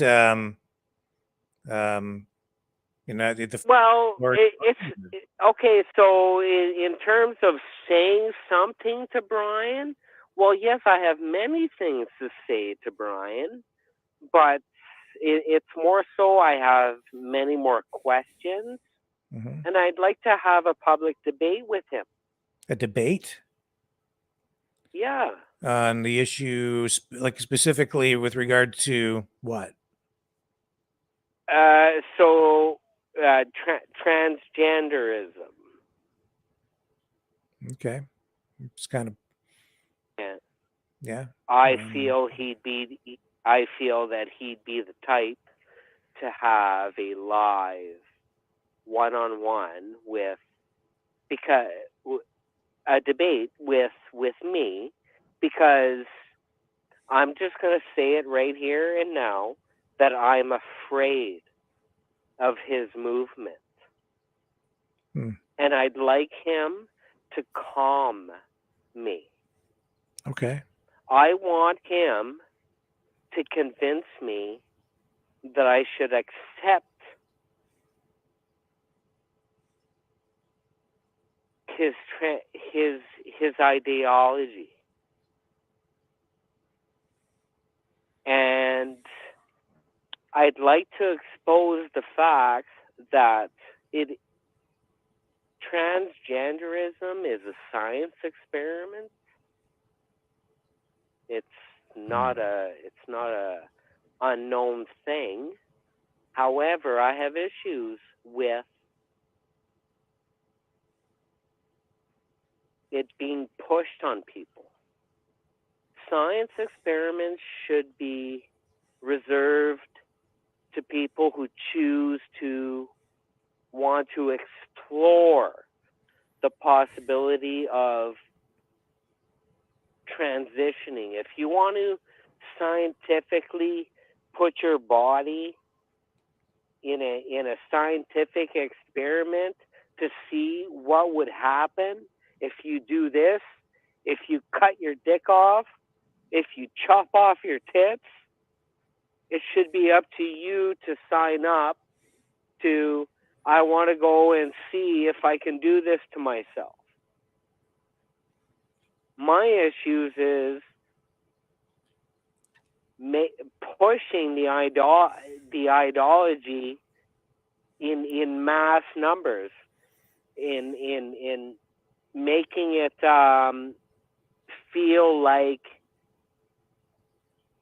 everybody should do this now. That's what I have a problem with. Like, we need to slow down here. Okay. We need to slow down, Rick. Yeah. everybody has a view on it. I think I've stated my view pretty clearly on it. View. Yep. I'm not against science. Like if we're we're all humans, and we have certain humans that dedicate their lives into spending their awakened time studying and inspecting and doing science, human trials, human, Yeah. like that is a part of our society. We are collectively trying to see what it is that we are capable of doing to us. Mm-hmm. I don't know. I don't know how to explain it, but well, I'll put it to you this way. I understand why you're afraid of the movement. I do. I absolutely see that. Especially when because they push in on us. Yep, I know. It's they push in on us because it's become a political thing, and they're pushing their agenda. No question about it. And they put it into the schools now, where it's just thrown like kerosene on an already huge fire.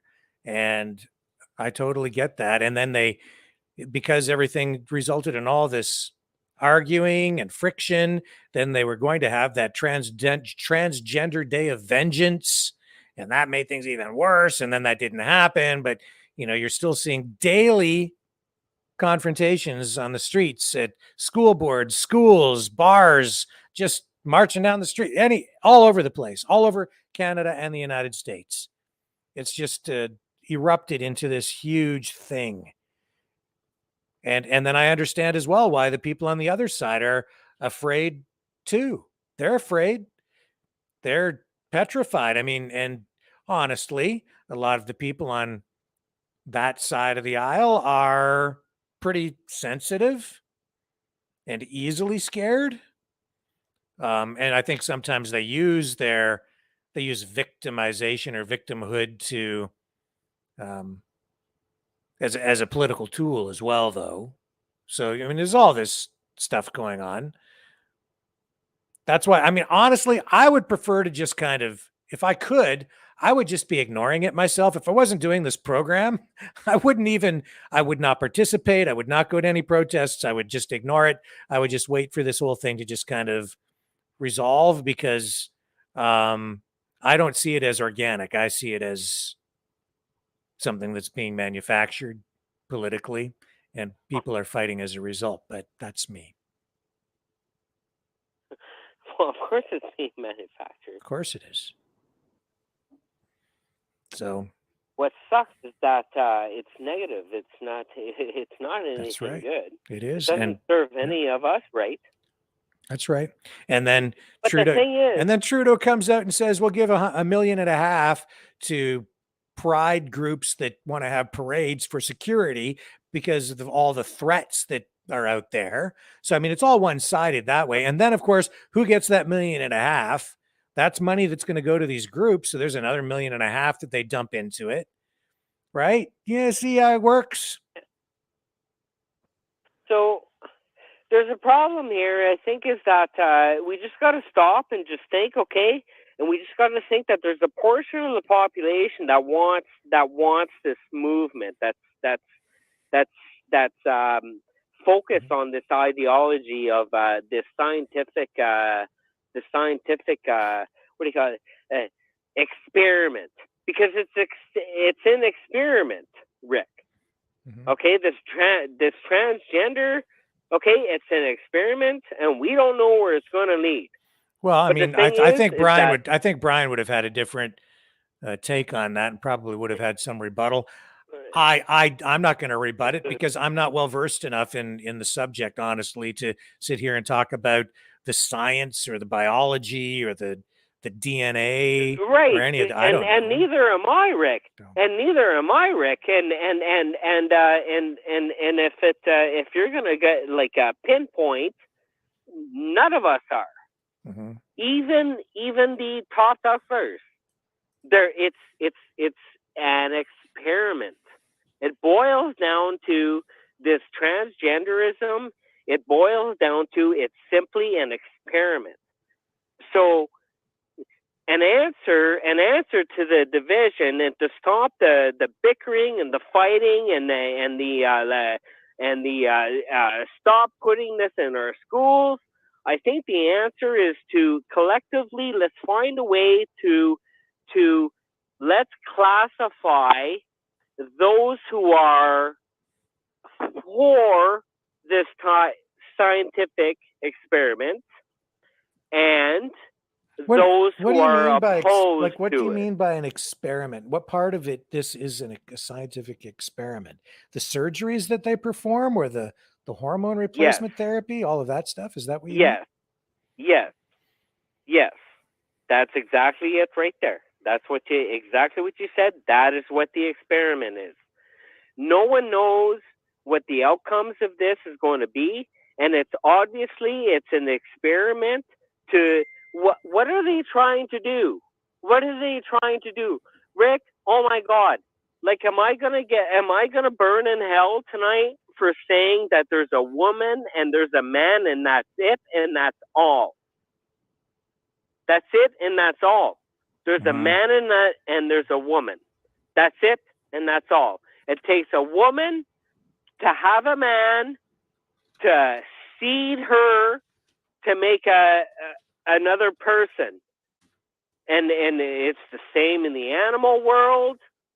And this craziology to think that we can recreate, to me, it's gobbledygook. Mm-hmm. And it's brainwashed into people's heads. I see it every day. Like I walk it. When I look at people, they're all zombies. They're all, or it's either everybody that I come across with on a daily basis that each and every one of them are zombies. It's either them or I'm the zombie at this point. At this point, over this ideology, like I just do not get it. I don't get it. And let me ask you something, Steve. Why do you care? I care because I made a person. I made a girl. Yeah.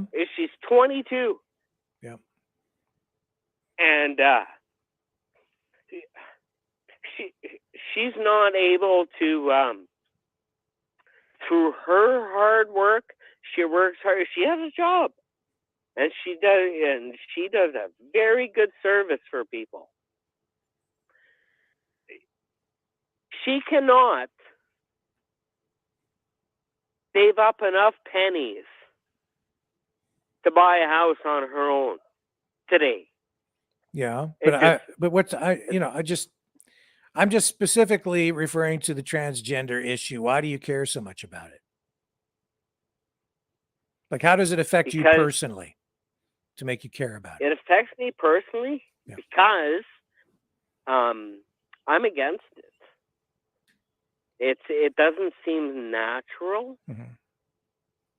It just seems too out of this world, and I feel like the investment that our population, that are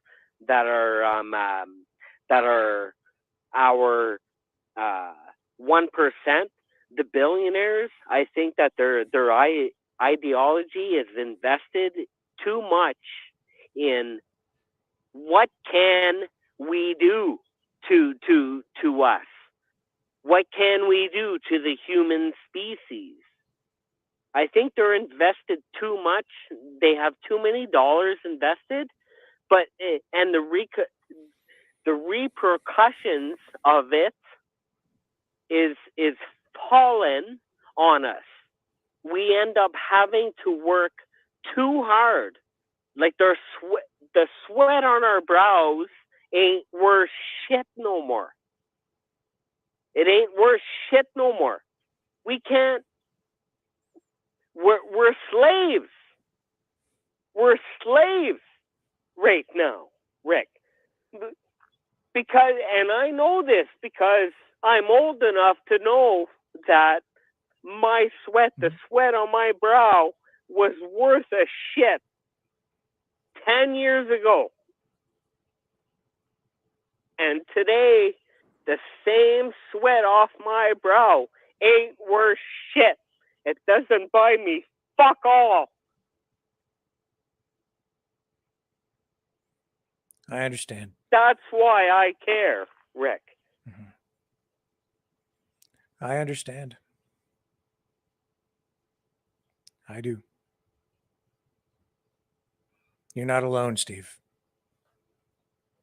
So, dude, I'm in Pembroke, Petawawa, and there ain't a single Pembroke, Petawawa AN that gives a fuck. Nobody cares, sir. No one does. They're blind. Yeah, well, I know a lot of the people over here do. And you know that too. Yeah, I know, and they're far. And I'm looking to retire, by the way. Well, I'm a successful businessman, in case you didn't know. I did not know. But I'm looking to retire. Well, I'm looking to retire. I'm looking for options. I do not depend on the government. Well, Steve, I wish you well in your retirement. I look forward to our next call. And I hear what you're saying. I'm going to move on, though, because we've got Pure Night up next. So let me move on and take his call, okay? You got her. All right. Thank you, Steve. We'll talk again soon, my friend. Take care. Bye. Okay, sir. You are on the air.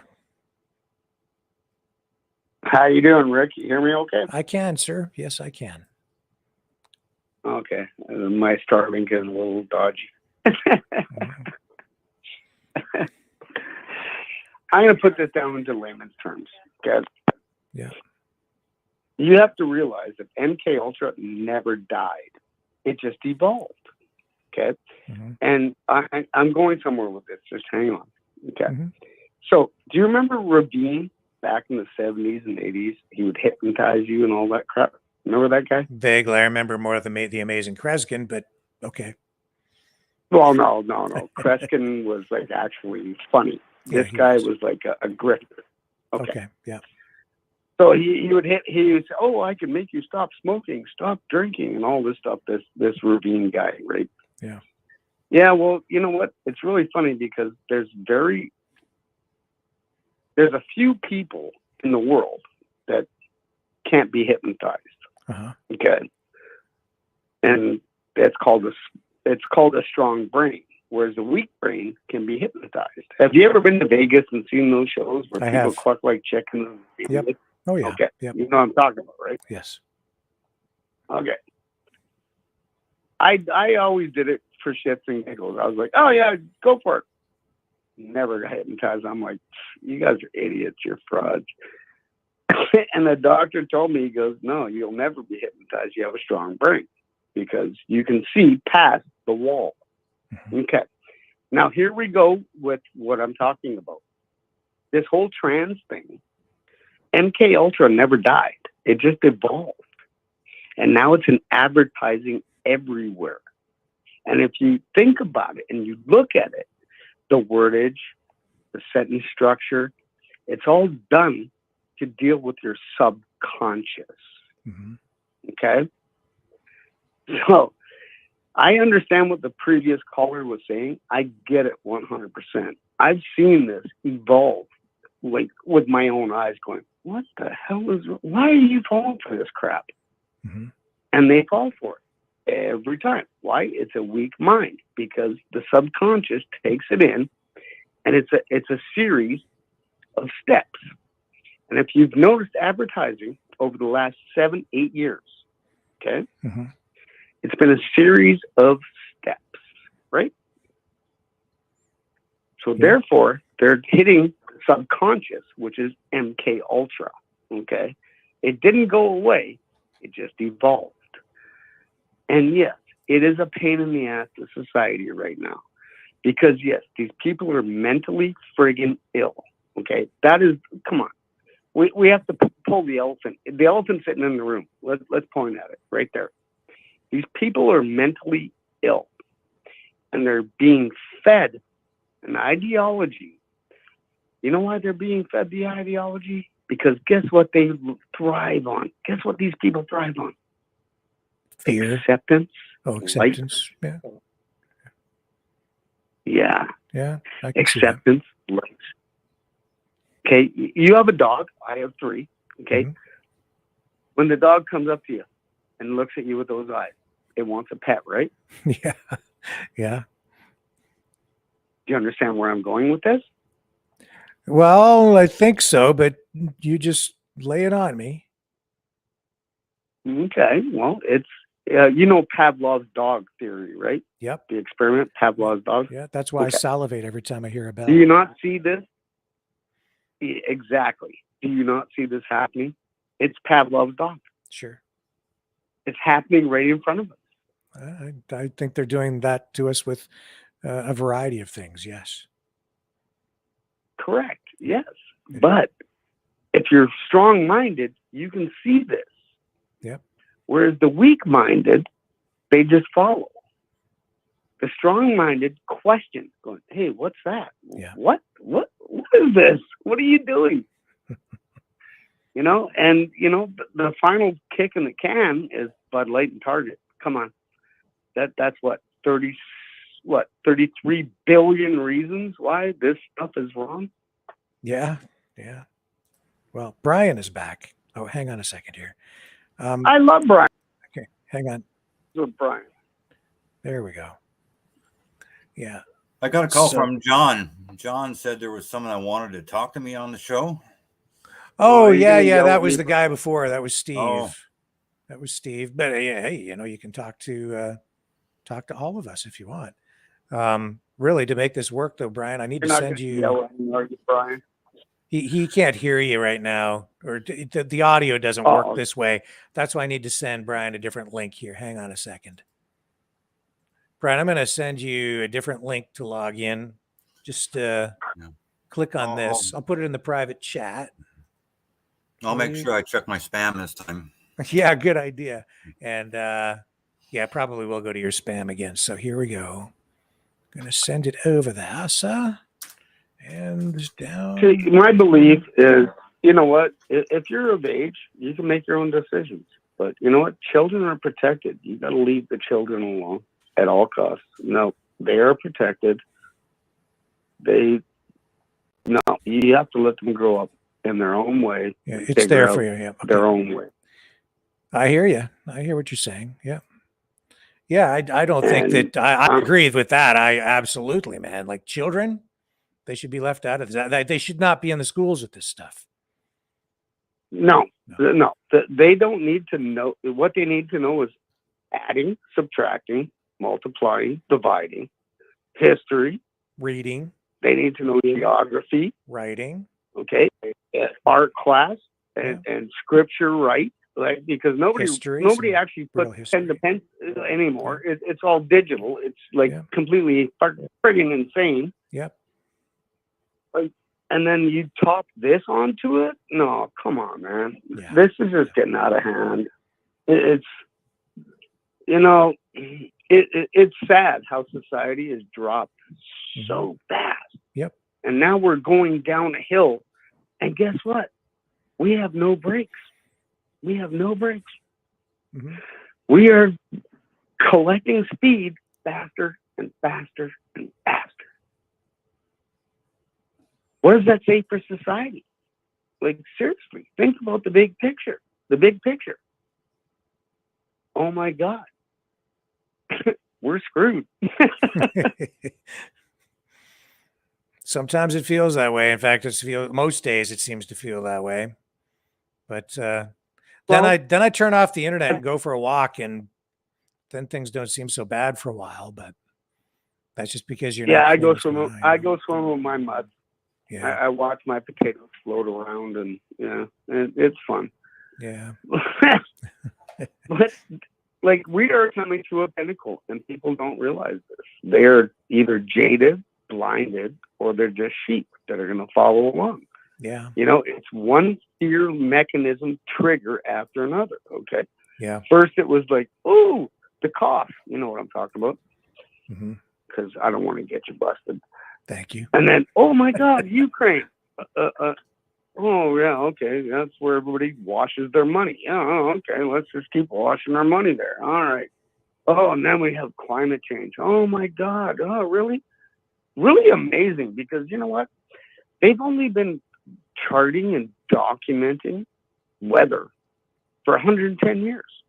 So if you went back and looked through history, we actually have better weather now than we did in the 70s. And you're about my age too, Rick. Yeah. Remember in the 70s where you had to dig yourself out of your house? Yep. We didn't call that climate change, did we? We called it winter. That's right. That is exactly right.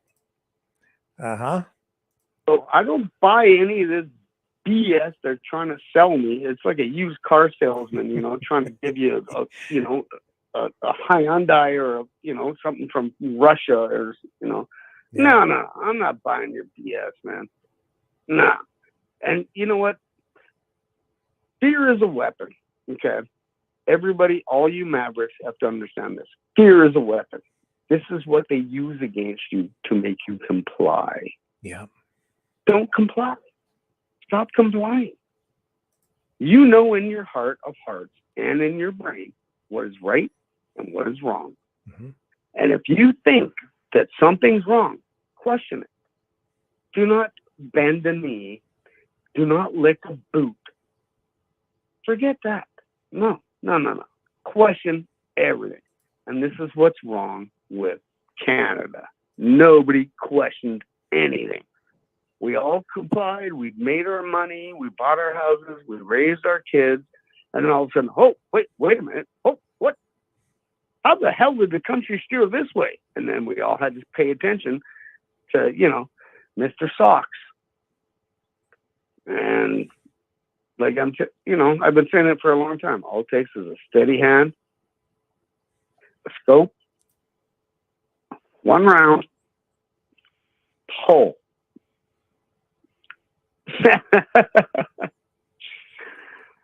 This guy is just driving us into the pavement like a 747 full of passengers. Okay, whoa. I need you to walk that one back. Walk what one back? The reference to the pulling and the scoping. Oh, sorry. Squeeze, don't pull. Yeah, you're correct. That's right. Squeeze, don't pull. Don't talk like that here, okay? Because that's exactly the kind of stuff that we just don't go for around here. Got it? Rick, it's called humor. It's called humor. Yeah, bud. but that's we don't even joke about that stuff here. Okay? I have a dark sense of humor. I joke about a lot of weird stuff. I know you do, by the way, but not here. It's not respectful. So are you gonna walk it back? Are you gonna walk it back for me? Yeah. I walked it back. I walked it back. I took it. I own it. Yeah. Okay. No more. So the golf shirt, and that's for everybody. Okay. Nobody talks like that here. Sorry, Rick. They can and will use it against us. Even if it's a joke. Why do you think I'm hiding in the mountains, dude? Yeah, but I'm not. I'm right out here, so I need to be responsible. I am responsible for the platform. So I appreciate you walking that one back. He was just joking. No. It's all humor. It was humor. It was just total humor. And, I have a dark sense of humor, and I say those things. Sorry. I apologize. Is that better? Apology accepted. So this golf shirt. Mm-hmm. Do you want to do a straight across trade? I will give you a DAG shirt for one of your golf shirts. What's your handicap these days, anyways? My handicap for golf? Well, I haven't played golf in years. I used to go all the time when I was younger, but I haven't played golf in a long time. So, when we roll through your end of the woods, I'm going to take you out for a game of golf and see how you can throw the sticks. Okay. All right. I'd be happy to go golfing with you. That would be fun. And I'd be happy to give you a shirt when you show up. I'll do a straight across trade for you. Whatever. Yeah. No problem. Okay. All right. Thank you. I appreciate All it right, very much. I'm going to let you jump on to everybody else. Okay. We've got Take Brenda care. up next. All right. Take care, sir. Thank you. Have a good night. And here is Brenda, I believe, up next. How are you this evening? Are you there? Hello?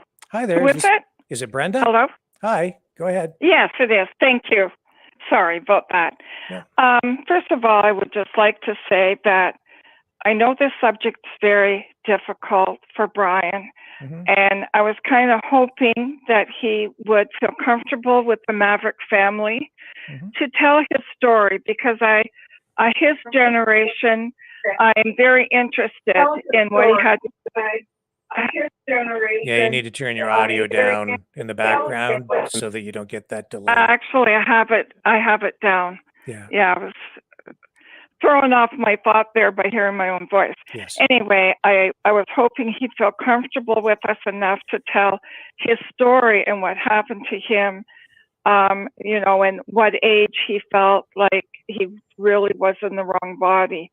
Now, I've watched some interviews with Ellen Page, who is now Elliot Page, and also with Bruce Jenner, who is now Caitlyn Jenner.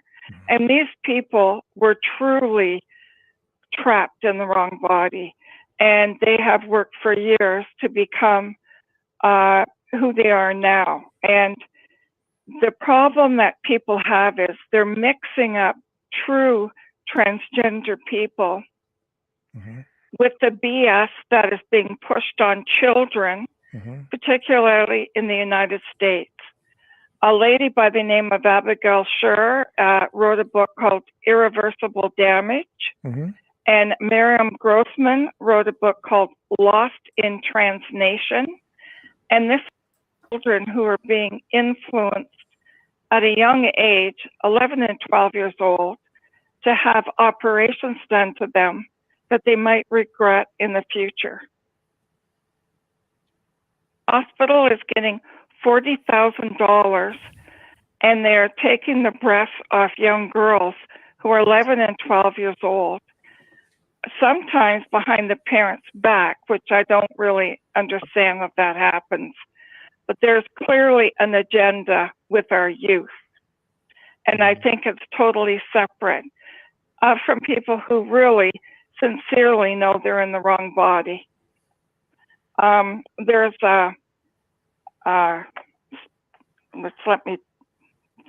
Affirmation Generation movie.com shows the struggle of young people being influenced to change their gender. Some of them had been in psychologist or psychiatrist's office for 30 minutes and put on hormone treatment that they later had to get off because it made them so sick. And one of the psychologists said, who's involved with this show, Affirmation Generation, said that she found to be 65 to 95% of people who thought they wanted to transition changed their mind. So this is a separate issue, what the government's pushing, and it's not Brian's issue. Brian is totally had enough time to know what he wants to do, and I'm sorry he didn't feel comfortable tonight.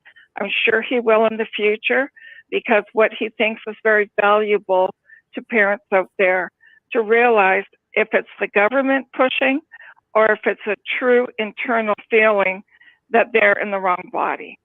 So that's all I have to say. Okay. I see Brian's back on, so I'll give him the floor. Thanks, Rick. Thank you. Bye-bye. Take care. Could you hear that, Brian? Yeah, I got your link on my phone, but not on my... So you're breaking up. It didn't work for you? I got the link on my phone, but not on my laptop. I just emailed it to you. Yeah. Well, it came to my phone. I saw it. I don't know. I put it in the private chat for you as well. So you could just grab it in the private chat here and just click on it there if you want. Do you see it there?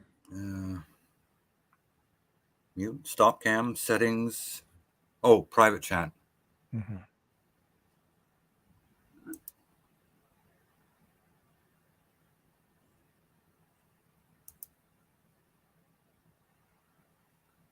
Got it. While you do that, I'll bring up the next caller. And here's Rob up next. Hello, Rob. How are you tonight? Captain Rick. Welcome back. Permission to come aboard. Permission granted. Well, maybe I might throw something out there on the table to give some people some enlightenment, but I want to know how hard it's going to be for you to produce like a really sexy men's boxer silky shorts with Maverick on, you know, for the girls. Well, I'll make you a deal.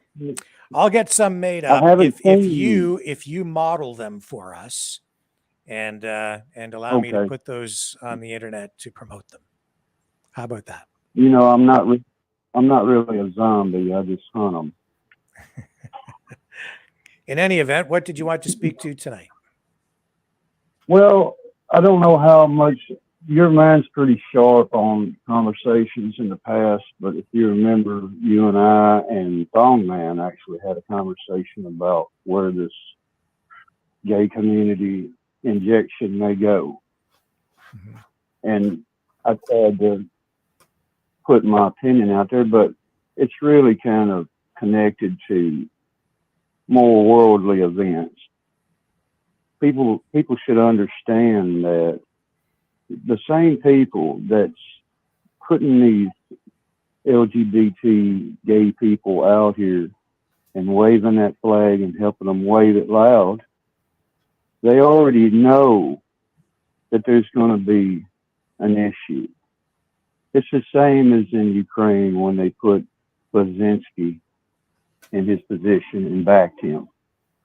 He's going to pay for it later. Yeah. And I think that the gay community and all, you know, they usually, any gay individuals that I've encountered seem to be happy, bubbly people, you know. Mm-hmm. And you should see them argue, you know. But the thing about it is if it was 15% of the population that says, hey, I'm gay, you know, well, then you've got 85% of people that's divided between their group and being drove by that. Yeah. So I feel like the gay communities and stuff are going to take a hit for this. Exactly what I told Strongman. They're taking a hit for something and they're getting drug into something. And then the spin on that is they're finding different ways to offend people at schools and talk about kids and all of this stuff. Let me just pause you for a moment because Brian is back on and I think he can hear things that are people, you know, everybody's been saying, but you can't hear him. The audio only works one way when he can't click through to the other thing. But Brian, did you want to speak about anything? You're back, so the floor is yours. What did the earlier caller want to know? A few callers back. That's a good question. What did Steve want to know? Steve wanted to know. What did he want to know? I don't even remember what he wanted to know. Do you remember what he wanted to know, Rob? I can't hear him. He said he can't hear Brian, but Brian is saying he wanted to know what Steve wanted to know. Steve said he had a whole bunch of questions for you. He wanted to have a conversation with you. It wasn't just one thing. He wanted to ask you a bunch of different questions. He is opposed to the lifestyle. He's opposed to the ideology, the politics. He's opposed to the whole thing. That much he made very clear. But he wanted to have a respectful, civil conversation with you and had questions. Maybe he'll call back in. But it's just difficult too when the audio only works the one way. Well, I'm not part of a transgender. I got to look at some better funding. Yeah, hang on a second there, Rob. Brian is trying to speak, and I know you can't hear him, and this is why this doesn't really work. But go ahead, Brian. I'm not part of a transgender movement. I'm not part of any group. I'm just representing myself. Okay. I'm not a spokesperson for anybody. Right. Yeah. I think people were interested in your personal story, and I think that was one of the things you were hoping to share with people tonight. Did you want to maybe try and elaborate on that a little bit so people can understand your personal journey? Well, in a nutshell, I guess I made my transition in December '87, shortly after I tried to commit suicide. I'm spent several years on hormones, encountered a lot of abuse, an awful lot of abuse. Reached a point where I don't think I could handle one more violent beating. And then I kind of reverted back to the other role, and it took me 15 years or more to recover, and then I kind of started up again. And here we are. But there's a lot more to it than that. Yeah.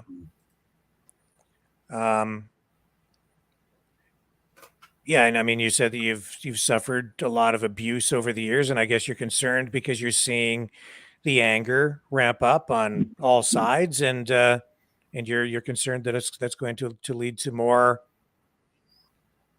friction, abuse, maybe violence. Is that what your concerns are too? Yeah. Yeah. I share that. I don't want to see anybody get hurt. Yeah. Anything else you want to add there, Rob? Oh yeah, I mean that's my point. You know, his point. It's there may be people that's innocently, rightfully, lawfully able to be gay. That's the part about freedom people forget. You're free to be who you are, and nobody should sit on that. Right. But the gay communities, I mean, they should really think this one out, and the people that's against all of this need to sit down at the table and establish themselves on a certain lines of decency and respect, you know, and not be led into it as cannon fodder. I mean, the politics are feeding off of it, you know, and these people are just, they're falling for it. You know, they're on a mission to anger other people in their doings, and they're being led by something that's pretty devious, you know. So maybe they should look at that, because in other countries, I'm pretty worldly in my background. In other countries that I've been inside of, people that were just accused of being gay, male or female, would be executed. They would take them up on top of buildings and just throw them off a 10-story building to their death. So I think that it's a bad thing to have a political environment revolving around human beings in such a way it's demeaning. So they should take a gander at what's really going on and who's trying to repress them. You know, Thongman said his dad was like Archie Bunker, you know. So I can only imagine. But they are equal citizens, no less their gender. And everybody should stand under the nation's flags and come together and get on the right side of the line and get this evil hypocrisy out of our society, you know? Well, you know, Rob, in one way or another, we got to move on because I've got them stacked up here tonight. So I appreciate the call. Yeah. Well, I wish you luck. Get them boxing shorts on the venue, man. You know, I think they would be great. You know, like the ones you and I used to run around in the gym in high school with, you know, but just a big Maverick right on the ass end. Okay. All right. Thank you. I'll talk to you later. All right. Here's thanks. Here's Leo up next. Hello, Leo. How are you tonight? You got assault a man without a plan to master all disasters. I just want to say Zombie was right on the money on a few things that he said. As for Brian, man, stay strong, okay? I don't like what I'm seeing out there myself, okay? everybody being painted. If you're in the gay community, everybody's being painted with the same brush. Okay, well, everybody knows where I stand when it comes to children. Okay, and that's the downfall of the gay community right now. Okay, is everybody thinks, oh, because they're gay, they're pedophiles. They're teaching this shit in school. Yeah. Live and let live. Okay, I hate seeing people at arms with each other. Okay, and one of the most peacefulest communities out there for the last 30 years, for longer, has been the gay community. They were harmless. Didn't hurt anybody. Yep. Right? So it only takes a couple of bad apples in the bushel to spoil it. And that's what we see going on right now, right? So it is what it is. Hopefully everybody, I don't know. I see a lot of violence coming their way, and there's a community there that's been picked on forever. Now, this is not new to everybody. Transgenders in the gay community. This has been going on since Caligula. Okay? Yeah. Before that. So I don't know. I don't know where it's gonna go, but it don't look pretty, that's for sure. And here's a class of people that have been beaten on and spit on and, by the police, by politicians. They had their bathing houses, and the police had come in New York City, Toronto, Montreal, beat them with sticks, okay? And they've come so far in the last 30 years. In the last 6 months, it's set them back 20. Yeah. 20 years, Rick. I agree. It's sad. Very sad.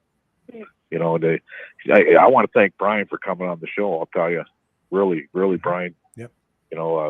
Thank you. Don't feel ostracized.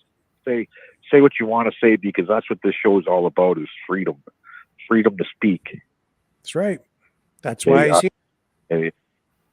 And Brian, you're not the first colorful person Rick's had on the show. He's had them all. So you're right in the mix. You're in the right spot. Don't leave the group. Okay. And the haters out there can hate all they want. I really don't care. Yep. Everybody knows where I stand when it comes with women, when it comes with children, when it comes with the elderly. Just be civil. You don't have to pick on women. You don't have to pick on children. You don't have to pick on the elderly. You can't be civil, then just jump off the bridge.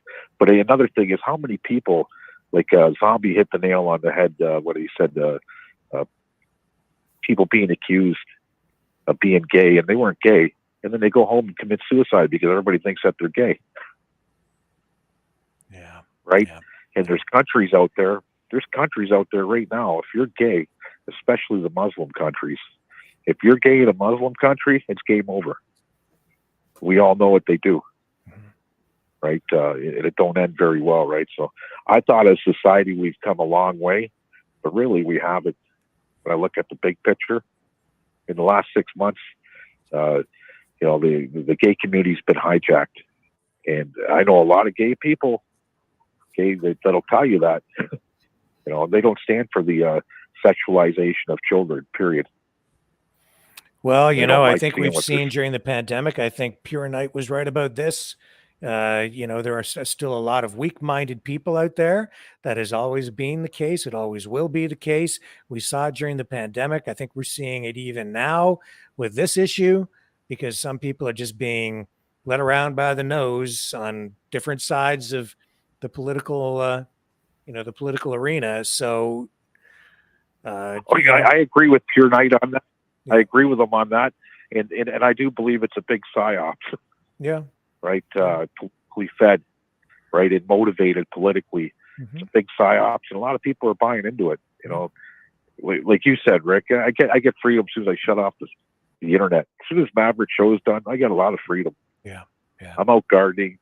I was just down at the Poutine Fest with my son and a couple of his buddies. Yeah. Okay, yeah. Find your freedom.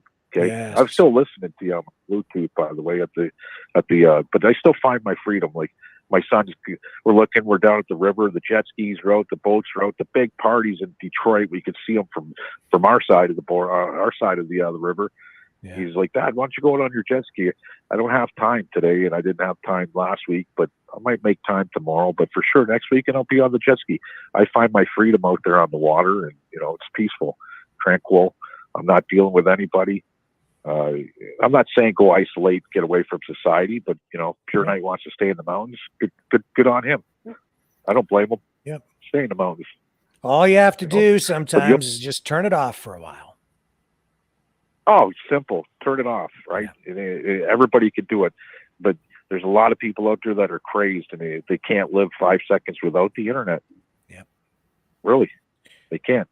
I'd rather, after your show, if I'm going to go on the internet, I'll watch garden shows. And it's pretty funny. Guys at work are going, "Holy shit, you're right into this." Well, I'm learning stuff. Okay, tutorials on YouTube, whatever.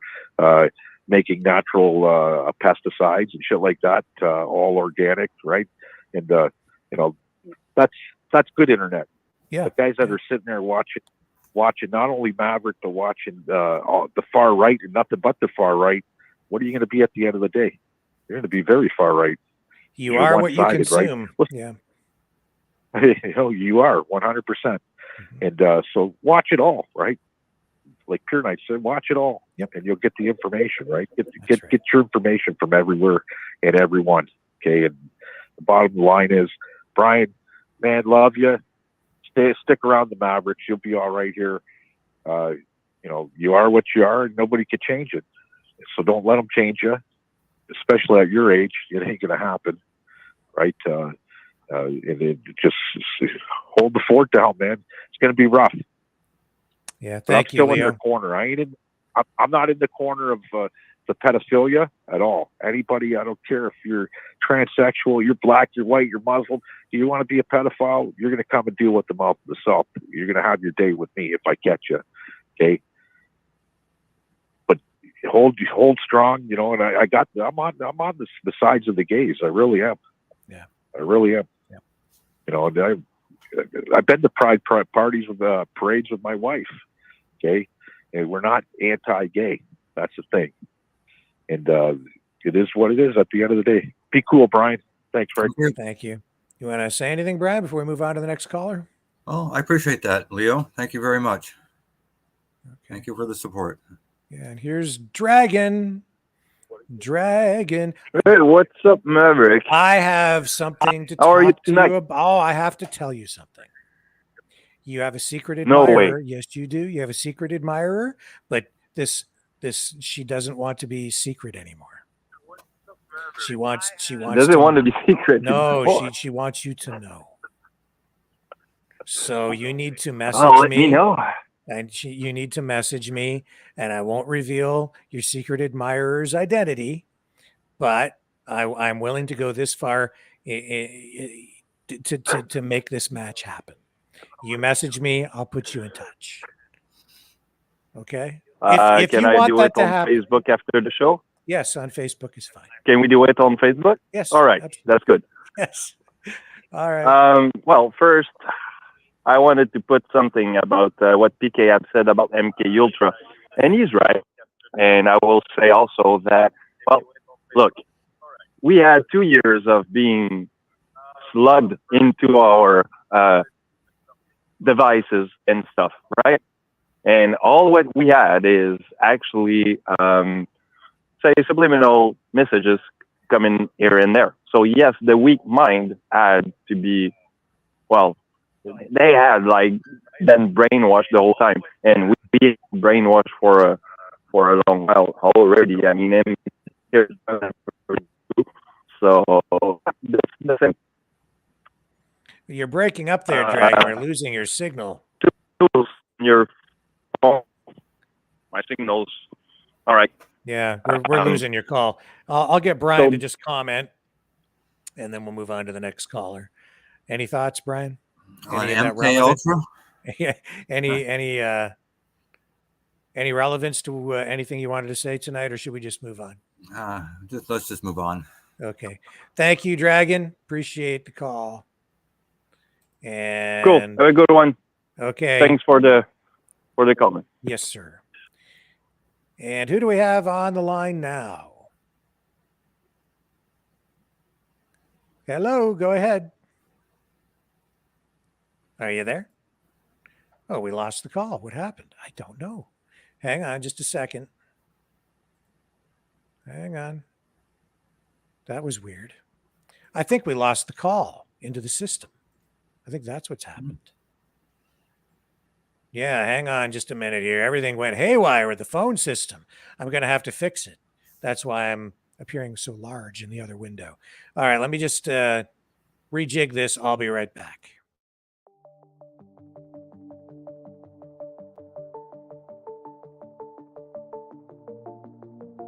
Greetings, brave Mavericks.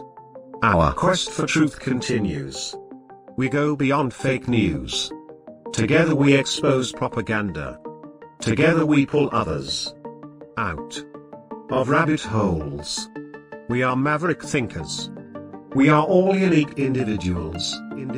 Defenders of individual rights and freedoms. Credible. Trusted. Grounded in reality. Maverick News. Maverick News.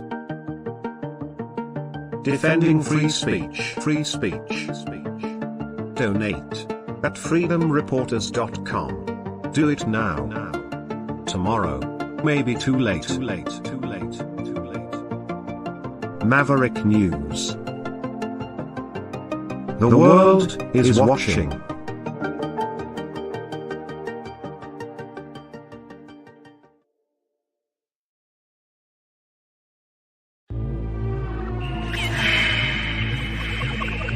Fighting the Great Reset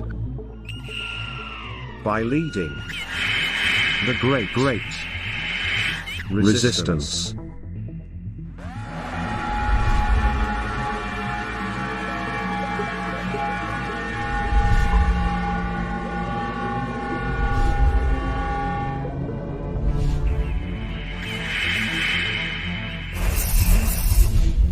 Maverick News. The antivirus programs for your mind.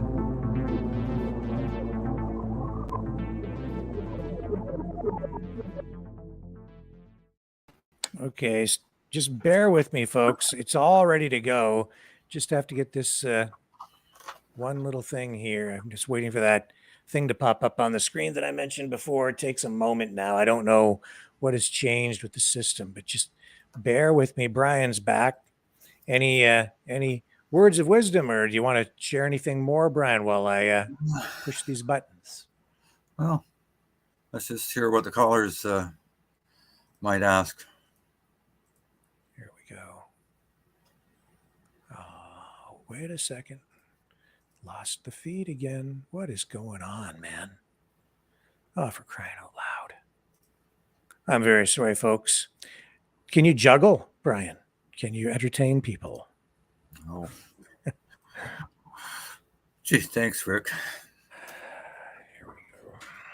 Gotta do it again. Again, I apologize. Let me run one more promo. I'll be right back.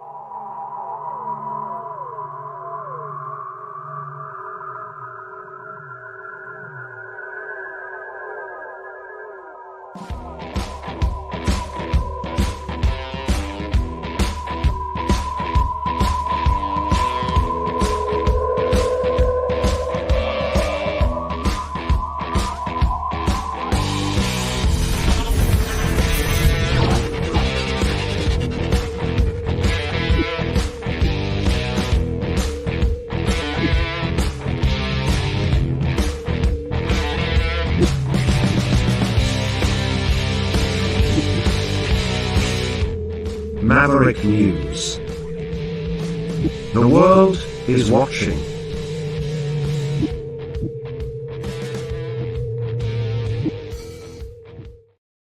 Success, I think. Let's see if we can pick up the next caller. And here he is, Steve. You're back. Go ahead. Can you hear me? Yes, I can hear you, Rick. Excellent. And I'm sure you're calling back because you know Brian Brian hear me? Brian can hear you. You cannot hear him. But you go ahead and ask Brian anything you want.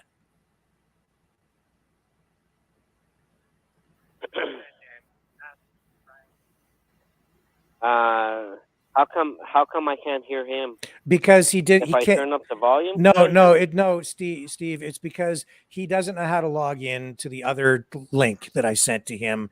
He always has trouble with it. This is the third time, I think, and he just doesn't understand how to do it. So it came to my phone, but not on my laptop. I don't know. Okay. I'm not there. I can't help him. So just he can talk to you. Okay, it's one-way conversation, and I'm in the middle. Right. Okay. So I guess is he aware that I'm wanting to have a debate with Yeah, him and you can do it, but he doesn't know how to log into the thing. Do you want to log in with a with your camera? I can send you the link so you can be on the show with your camera, and then the two of you can talk to each other. But in the phone system, I can't make this work because he can't, for whatever reason, can't get in there. Okay, well, I'll do it if. Sure. Like, I mean, if he wants to do this. Hang on. I definitely. I'm shirtless. Let me get. I'm shirtless because. Okay. Let me go put on a shirt. All right. But send me the link and I'll log in. Sure. How do I send? Where am I going to send you the link, Steve? Well, through the YouTube, like in the chat, and I'll. Okay. All right. So here we go. I'll just put it out there, and.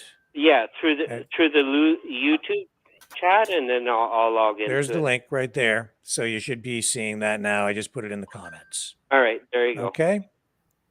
All right. So then, I'll move on to the next caller, and then when you sign on, we'll see your smiling face. And here we go. And okay, and this is Bob. Hello, Bob. You want to talk to Brian? Hi, Rick. How you doing? I'm okay. Yes, please. Yeah. Go ahead. Yeah, actually, hi, Brian. I guess, can he hear me, but I can't hear him? He can hear you, yes. Yeah. Oh, okay. Hi, Brian. You know, I'm just curious about the records on your wall back there. Like, holy man, are those 45s? And, like, you have quite a record collection. Can you tell us about that? Yeah, they're original records I bought when I was younger. I don't play them anymore. After you tell us about it. Yeah, he's trying to answer the question for you now. You just sorry. Yeah, he can't hear him, so I apologize. This is why it doesn't really work when we try to do it like this. Yeah. Go ahead, Brian. You talk. Now. They're wall art now. Yeah. So they're wall art. That's really what it comes down to. Yeah. Oh, okay. That there might be collector items and whatnot. Yeah, I don't have any problem with Brian whatsoever. Looks like a cool guy to me, or you know, he's a person. I'm not up to date with how he would like to be addressed or you know, all that. But we're all just people. It doesn't matter. Doesn't matter. You know, I don't have a lot to say about any of that stuff. It's all fine with me. Yeah, and the records was the main reason I really called in. So yeah. I won't take up too much more time. I just thought it was pretty impressive as well back there. Right on. I'll let you go now. Good night, you guys. Thank you. Yeah. Anything you want to say, Brian, before we take the next call? No, let's just take the next call. Okay. And here's Pam. Hello. Hello. How are you? Oh, wow. And hello. Oh, and hello, Brian. Is Brian still on? He is. He can hear you. You cannot hear him. Oh, I'm so glad. Okay, I used to own a day spa, and I had a lot of clients that were transitioning, and some of them were really lovely, lovely people, and you could clearly see that they were in the wrong body. Like they were petite as could be, tiny, tiny, tiny. And when I first saw Brian on your show, I saw the color choices that he wore in his shirts, and his lips always looked a little brightened with a bit of color. And I said, okay, I think that's, you know, someone that's I don't know what to say, how to say it. I mean, what, you know. Yeah, yeah. But anyway, someone who's going through transgender sex change or something, right? I'm kind of echoing. Yeah, you've got your audio up in the background, and that's why I think. But in any event, no, I've got it. I've got it completely off. Anyways, okay, so maybe I'll move around my house to get a different signal. But anyways, Brian, I don't think Rick was saying anything offensive to you, so please don't be dissuaded by that. His people that come on this channel, most of them are very level-headed, and like Lord Leo just said, you know, freedom of speech is really important.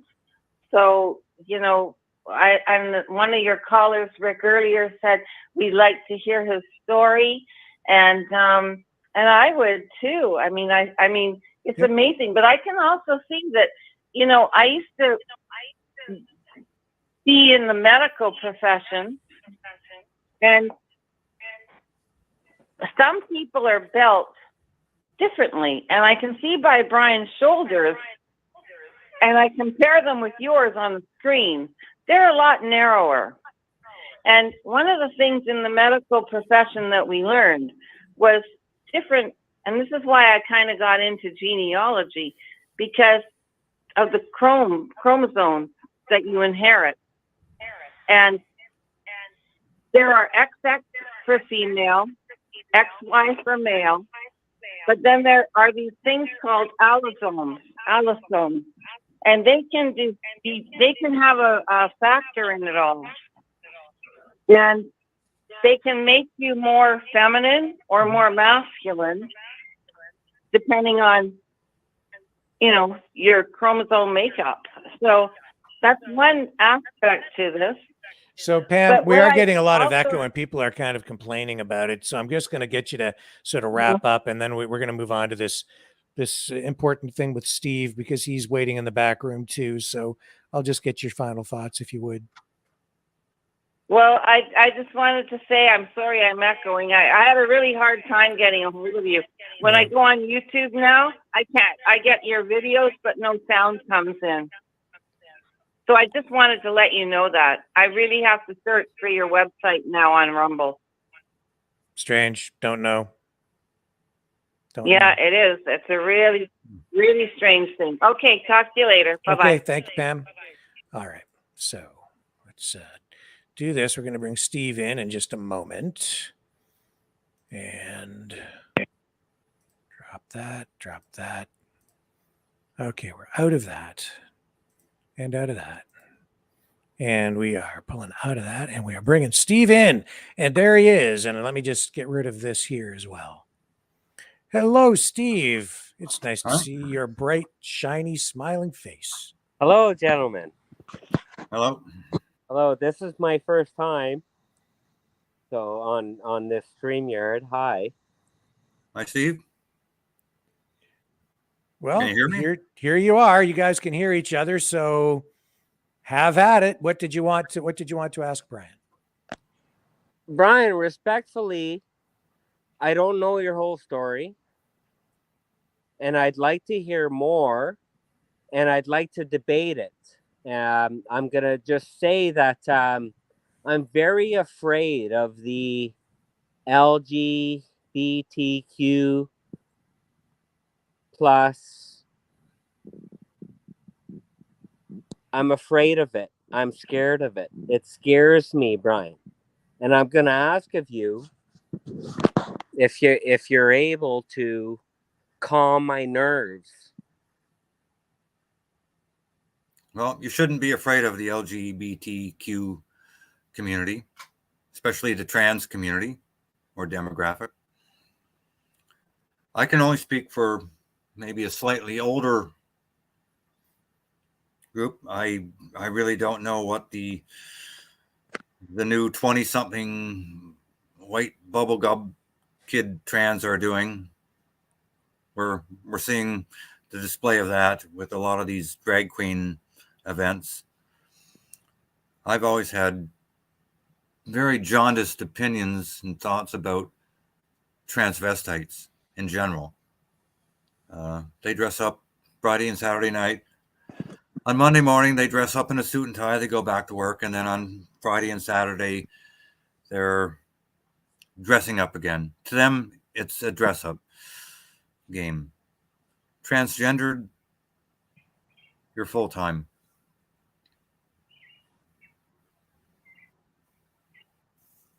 Does that help you, Steve? No. But don't, you shouldn't be afraid Yeah. of us. In fact, I'm more afraid of the neo-conservative community. The of the world. He says to people like me, no, you don't have a vagina. You have a hole that another man can fuck. Well, sorry, doctor. I've got 2 holes, one in the back, one in the front. Well, actually, 3 holes when I think about it, but the third one's a bullet hole, so that one doesn't really count. Oh, you got a hole in your mouth too. You can fuck that. I couldn't hear that. I just you got a hole in your mouth too. You can fuck that. Yeah. Anything else? Yeah, I'm scared of you.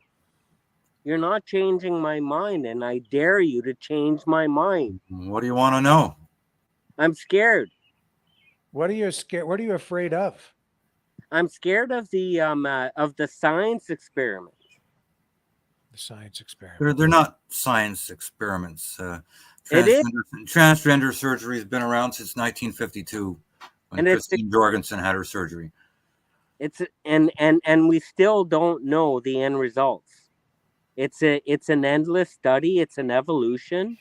It is a path forward. It is a science experiment. Okay. Now, no, I'm not going to change your mind. But you shouldn't be afraid of the transgender community. I am. And the Why? reason why I am is because you're pushing. I'm not pushing anything. I'm not pushing anything. That's a younger demographic doing drag queen story time. Pushing, lobbying. That's not me. And that's not any transgender person maybe over the age of 35 or 40. Okay, so now I'm trying to make a connection between you and the reason why we see our Prime Minister raising proudly the transgender flag at Parliament. I have an issue with that. I see it in our schools. I feel that this transgender movement is moving way too quickly. I feel that it's being forced on us. First of all, I'm full aware that transgenderism is a scientific experiment and that I have an interest in the involvement in the evolution of it. However, I believe that this level of scientific research needs to be introduced to people at a university level and not at age 8. Do you understand me, my friend? Well, when Dr. Debate and Dr. Cooley did the first heart transplant surgeries in 68 and 69, that was a science experiment too. Yeah. One of the methods they used for their research was sex reassignment surgeries in Europe in the 50s and 60s. Yeah. And out of heart transplant surgery came progress with the liver, with kidney, yes, corneas in your eyes, everything. Yes. And within a decade, heart transplant surgeries were perfected. Yes. That was a science experiment too. Yes. But should we go back to the Dark Ages? Yes. You want to? Yes.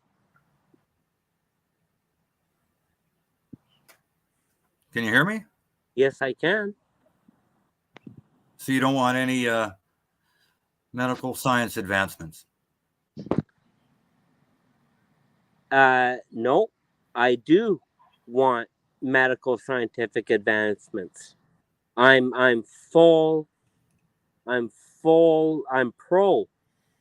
scientific developments. I'm pro that. But here's where I have an answer to the division. Instead of coercing and silently and slowly indoctrinating, just get out there and just put it to the point that, hey, people, we are ready to take on a new journey. Now let's just get real. Do you like this? Would you like to sign up? And this is where you class people. For those who want this, sign yourselves up. Sign yourselves up. If you want to take your body and if you want to experiment with it and to see how far you can go with it, let's go. Let's go. There's no boundaries. I'm not afraid to say that I wouldn't donate some of my pennies towards this type of research.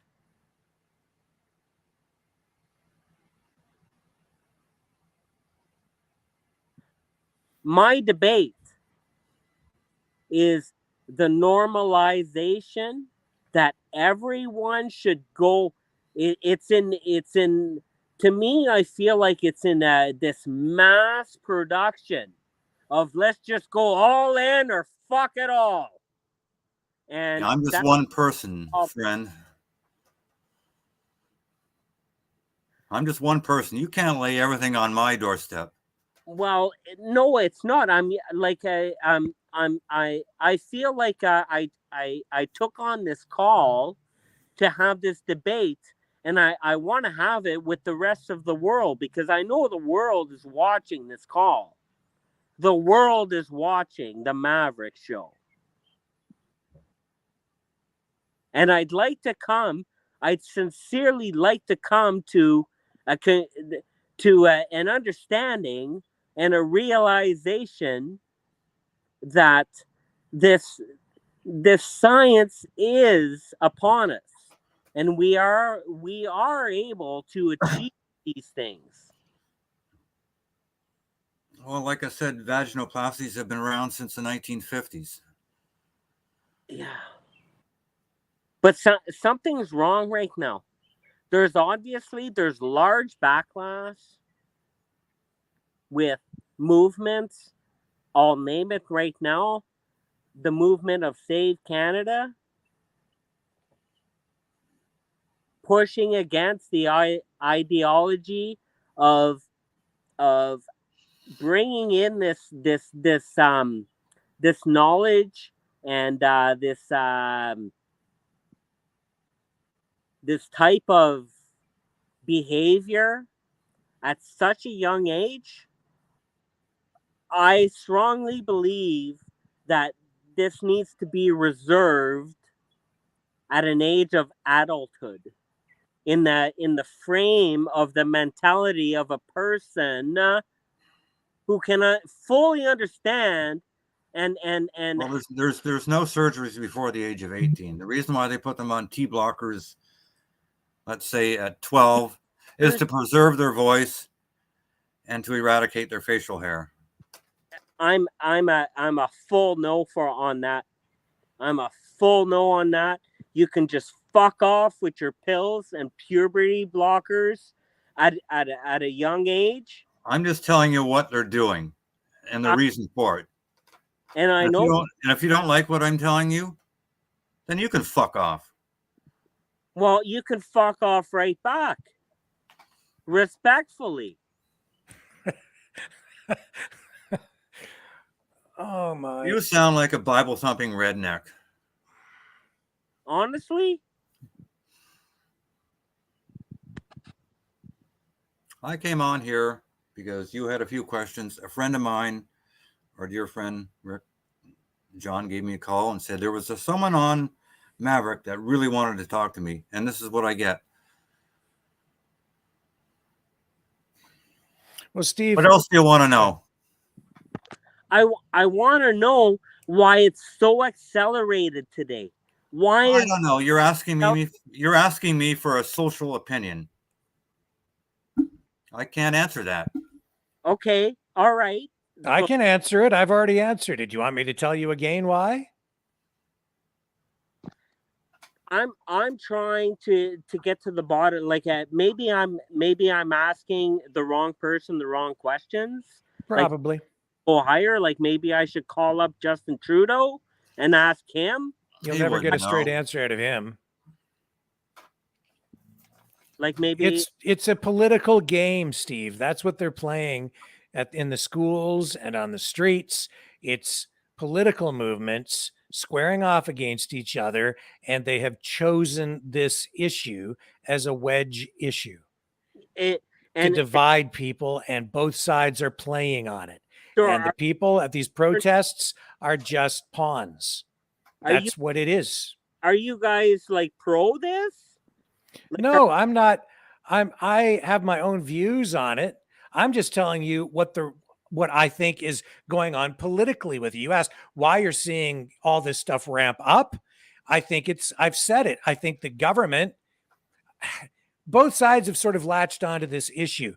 It's on the conservative Christian side, even Rush Limbaugh, before he passed on, for years, this was sort of a hot button issue for him. And you can go back and find old videos of him decades ago where anything in this arena was stuff that sometimes got him into hot water with his shows.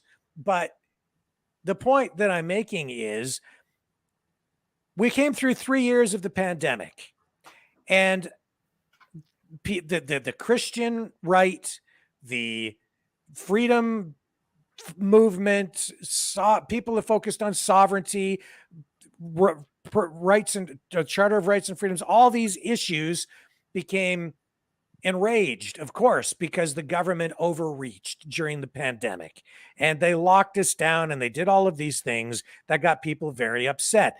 But as time has gone on, that as a political issue has waned. It's not getting the same response politically. So they've pivoted. And this is the main issue now, that the people on the freedom side, the conservative side, the Christian Reformationist side, all these different groups aligned on that side, they've decided to focus on that.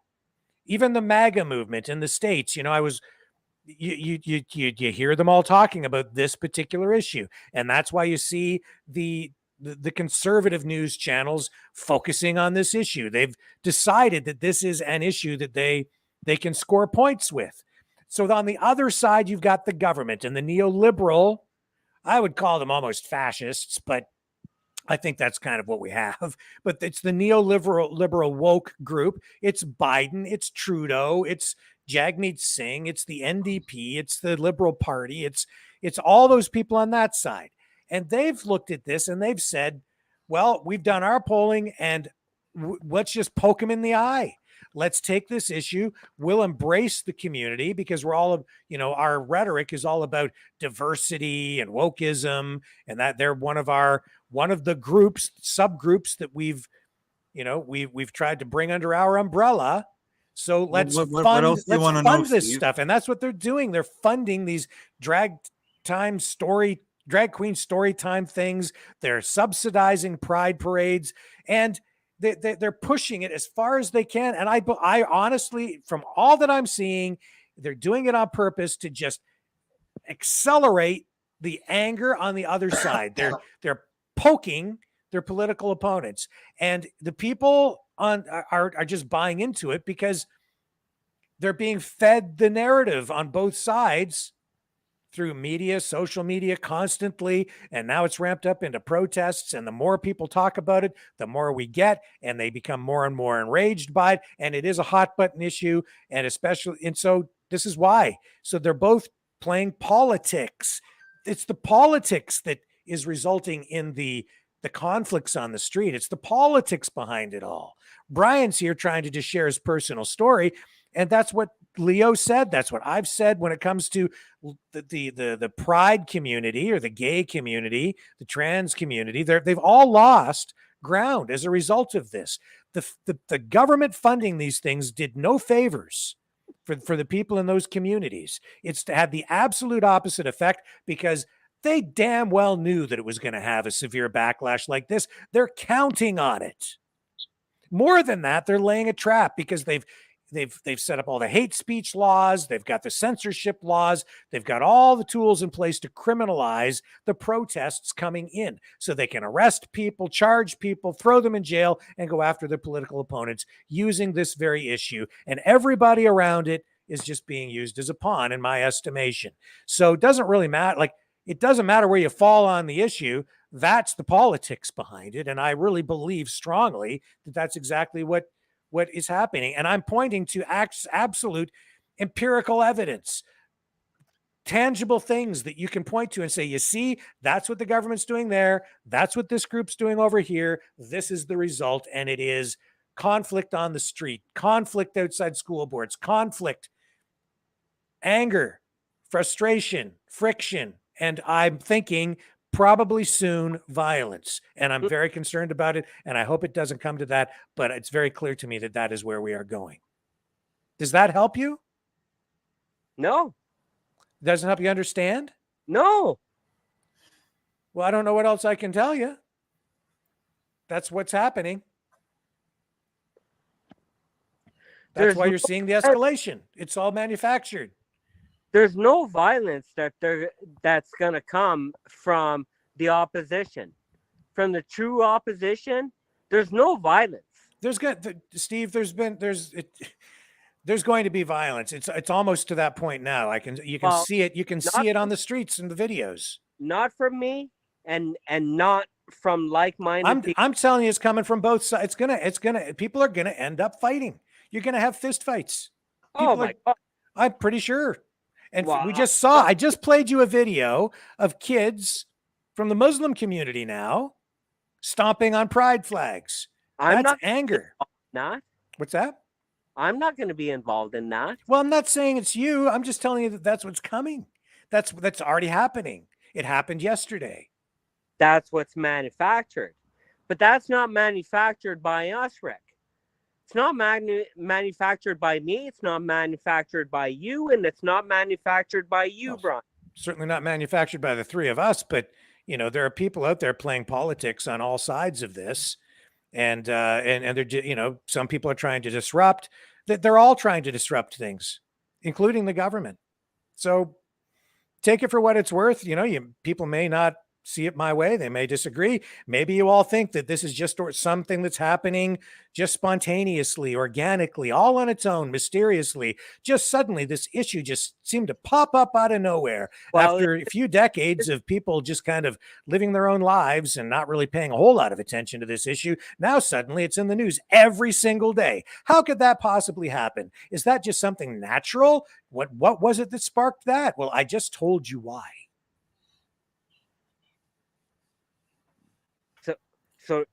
So now we have a fight on our hands. Well, no, I don't think you have to. I've said this for the past number of months. The only way to win is to not play their game.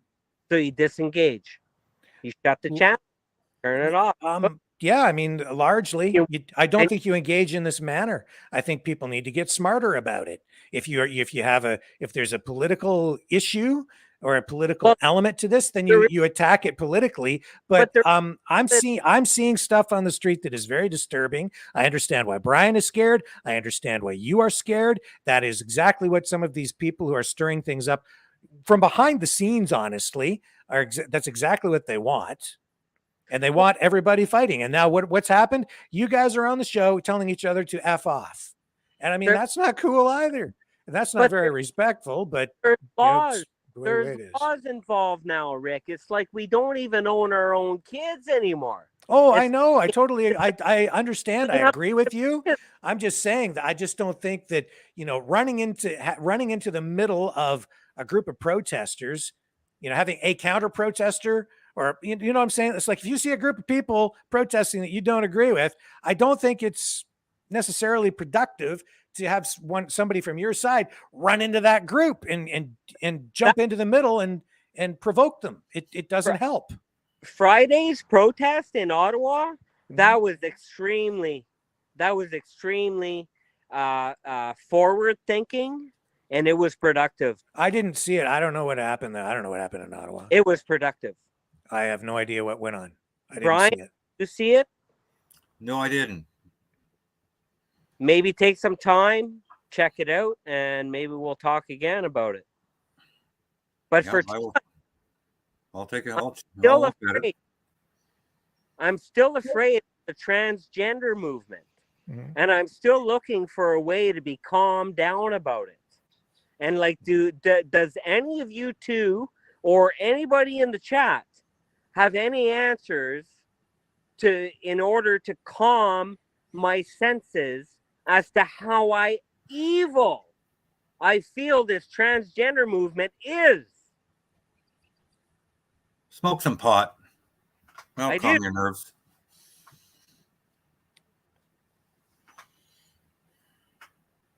I'm not here to calm your nerves. I'm just here to, you know, facilitate discussion. I'm here to share what I think is, you know, relevant information.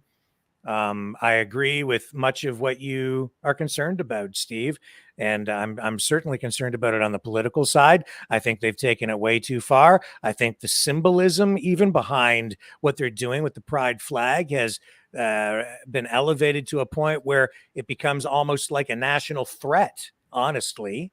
I'm sorry to say that, Brian, but I see on the political side, that's what they've done, and they're doing it to provoke people. When they take the pride flag and they raise it on Parliament Hill, or they fly it outside the Prime Minister's office, replacing the Canadian flags with the pride flag, they're turning it into some sort of a political symbol that goes beyond like even a social movement. I mean, you wouldn't do that with like the United Way flag or a charity flag, right? You wouldn't fly that outside the Prime Minister's office. And so when I saw those kids stomping on those pride flags on the ground, I mean, to me, that was almost like watching an American flag being burned and stomped on. It was the same sort of symbolism, okay? Because that flag now represents something very political.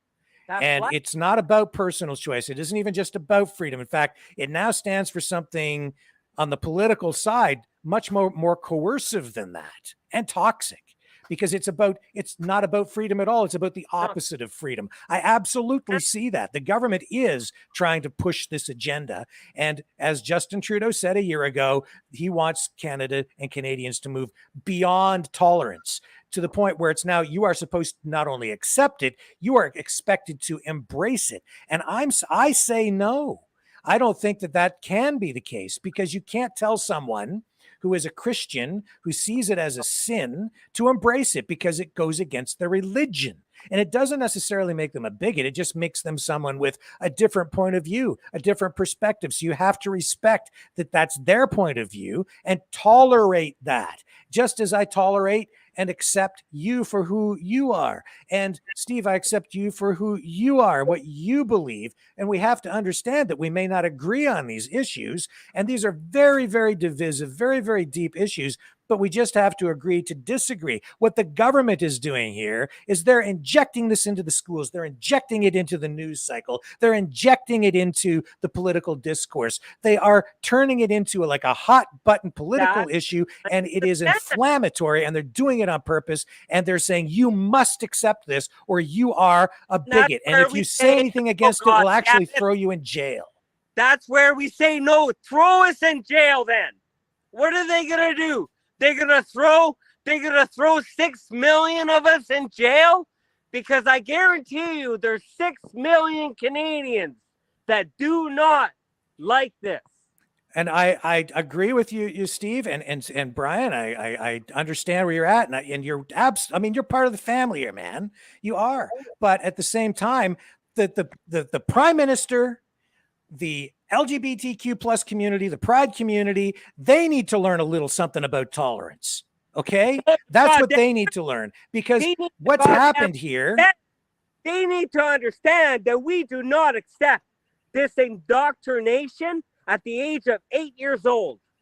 You leave this to university students, full stop. Full stop. You leave it to university students. Leave it out of the kids. Full stop. I have to say, I agree with that absolutely too. This is where they've crossed the line. They've involved children, and they are violating parents' rights. But that is also part of the neoliberal woke political ideology today, where they are collectivists and they believe that the children belong to the state, not to parents. And as a result, they don't respect parental rights. So on the one hand, I will say this, on the conservative side of the equation, I think that, they are having some success with this pushback, because they're getting some of these school boards and municipalities and in other areas, they're getting, some retraction, they'll be able to push back on some of this stuff. So they're successful that way. Politically, though, I don't think it's a winning strategy. They will not win elections with this. They will not. And I think we're seeing that in the polling right now in Portage Lisgar with Maxime Bernier out in Manitoba in that by-election. He's going to lose that election because he's made this the centerpiece of his political platform. And it's not going to win him the election. Now, you might, I think, if you consider it a win, to push back on these issues and make ground on that, then that's fair enough. But you're not going to win a federal election with it. Not right now, not in the current environment. Down in the States, it may be a little bit different because the MAGA movement is so powerful. But you're seeing this very issue too play out down on the U.S. side of the border.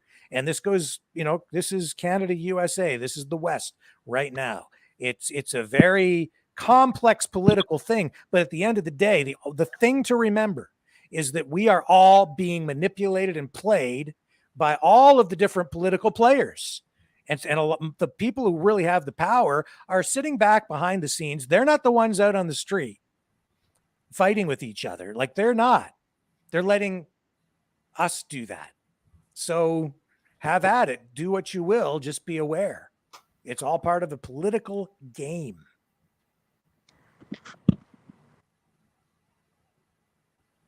Any response from anybody? I'm still scared of this movement. I'm not calm. Okay. I'm not calm yet. Well, Steve, I seriously doubt that you're going to be calmed tonight. This is what I said to Brian, when he said he wanted to come on and do this show. And I said, well, what productive thing will come out of this? What's the goal of this? I said, at the end of the day, we're going to have this conversation. And in the current environment that we're in, I don't think anybody's mind is going to be changed one way or the other. I think the best we can hope for here tonight is that this program maybe will help us all get a little bit closer to the place we used to be, where tolerance was at the center of our attitude toward the way we deal with each other, right? Not the Justin Trudeau, we got to get beyond tolerance. No, tolerance is the answer. It means live and let live. Now, we got to find a way to get the politics out of it and and find a way to stop Trudeau and the Liberals and the NDP and the neoliberals from continuing to use this as a political tool, a political weapon. And so too on the other side. All right. They need to stop being so provocative, getting up in the faces. In my opinion, I just think it's a little too aggressive. And I think in the end, it's a trap because that allows the other side to paint the freedom movement as being intolerant, which is exactly what they want. The pushback is deserving. The pushback is deserving that we need to say like, whoa, let's slow down and we need to rethink things. Sure. You know, I totally see that. All I'm saying is there are smart ways to do these things. And then there are not so smart ways that, you know, where you run right into their traps. And, you know, these guys, these neoliberals, these globalists, if you want to call them that, they're very smart people. They've got things planned out 3-4 steps in advance. They know where this is all going. And from what I'm seeing right now, it's just not good. Well, no, it's not good. You know, I think what is smart is people running for local council, running for positions on school boards. You get involved in your community. You get active. You vote for things. If you don't want drag queen story times in your schools, you get involved politically, and then you vote no. You say no, thank you. We don't want that. Well, yeah, right. That's what you do. That's the message we're trying to relay here. Yeah, you don't want this in our schools. Yeah. And make no mistake, the people on the other side, they're already engaged politically. They have been for a long time. And that's why you're getting what they want. They're getting what they want because they're so powerful politically because they've been organized and they've got their people in there. We're late to the plate because sadly, it's already in our systems. Yes. Already in our schools. We're late to the plate. I mean, and you mentioned universities. It's injected this neoliberal woke ideology, you know, it's from kindergarten right through the university system. It's all through academia. It's in our corporations. It's in our government. It's everywhere. Rick, Brian, I'm not against the scientific research, but seeing what happened with this pandemic and this coercion to make everybody take an mRNA trial, that has to stop. We need to like segregate the people who's willing to line up for these injections. Yeah, be careful what you're saying. We're still on YouTube, right? So I don't want to go down any medical roads that might get us into trouble here. To find people let's just try and figure out like who's actually willing to sign up for these things instead of forcing everyone to stand in line. Like well, that's really that really is the answer, isn't it, Steve? Because it really comes down to freedom. People should be free to make their own decisions, their own choices. Let's not ask to take that route, right? Like, is that not okay? Right. I mean, that's exactly right. You take it, you don't take it. You want to be transgender, go ahead. You want to not be transgender, that's cool too. You know, but don't. But it's about freedom. The fact the fact that this education is being forced at a young age because of the whole sexuality behind it. And the mind altering towards the let's not forget that it takes a man and a woman to make a baby. Like, let's not forget that this trend is what ultimately life is what about. Yeah. Like we're playing with science here. Mm-hmm. We're playing with science here. If we want to alter an alternate way of life, you know. You've got Elon Musk, who's patented a fucking chip to put in your brain now. Okay, that's great. If people want to line up and try this technology, put them in line. But don't force this stuff at a young age. Like, that's university level shit. Yeah. Well, I mean, that's really kind of where this goes to, is transhumanism. not just transgenderism, it's transhumanism, which is a even more complex question. And at some point, then it becomes, well, does it become mandatory to get chipped? These are questions for down the road, but you can see them coming. What's wrong here is to make children understand that, hey, listen, you were born with, you're a boy. You were born with a vagina, you're a girl. That's it. Now, later on in life, if you want to take your body, if you want to see whether or not you can combine the two or whatever the hell that this experiment is going towards, that needs to be up to you. Well, we're losing your light there, Steve. So I'm gonna throw it back to you for a final thought, and then we'll wrap this up. And my then final I'll get Brian to wrap up too. Is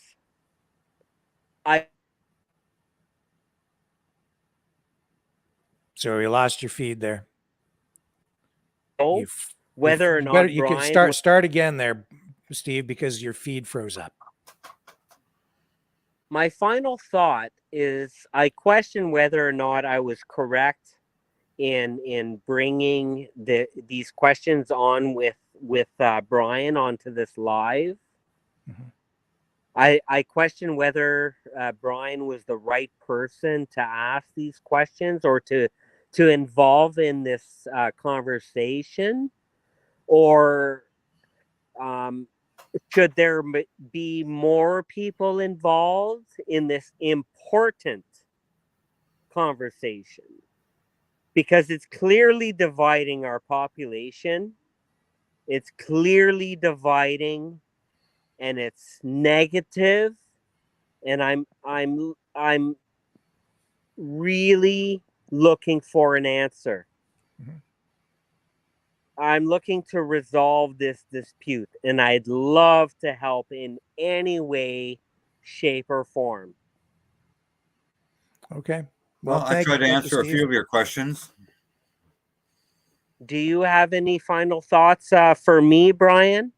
Like, can you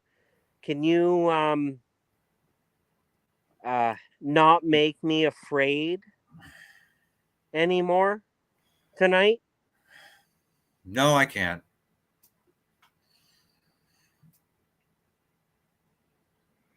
Okay. Wow, that was productive. Well, it was an attempt at least, right? Yeah. It was a friendly attempt. Well, I hope it helped some people. Steve, thank you so much, sir, for joining us on the program. Thanks for coming back and asking the questions. Brian, it's unfortunate that we weren't able to reach more common ground, but I kind of feel like we did make some progress tonight because, I think Brian was still welcomed by people here within the Maverick family. Well, I was welcoming of you as well, Brian. Thank you. Thank you. Yeah. So I hope everybody is still you're afraid of me. Yeah. Well, yeah, even though I'm afraid, I'm welcoming of it, and I am looking for answers, and I won't stop today. Maybe I'll find my answers tomorrow or the next day. Well, I don't know necessarily if answers is, if any of us are really going to find answers per se. To some degree, maybe, but I think the most important thing, just from my final thoughts here tonight, guys, is I think what we need to do is find, once again, tolerance. And I think therein lies the solution to the whole darn thing. Tolerance. I thank everybody for joining us on the program tonight. We're going to wrap it up. I'll be back tomorrow night, 6 p.m. Eastern Standard Time on the flip side.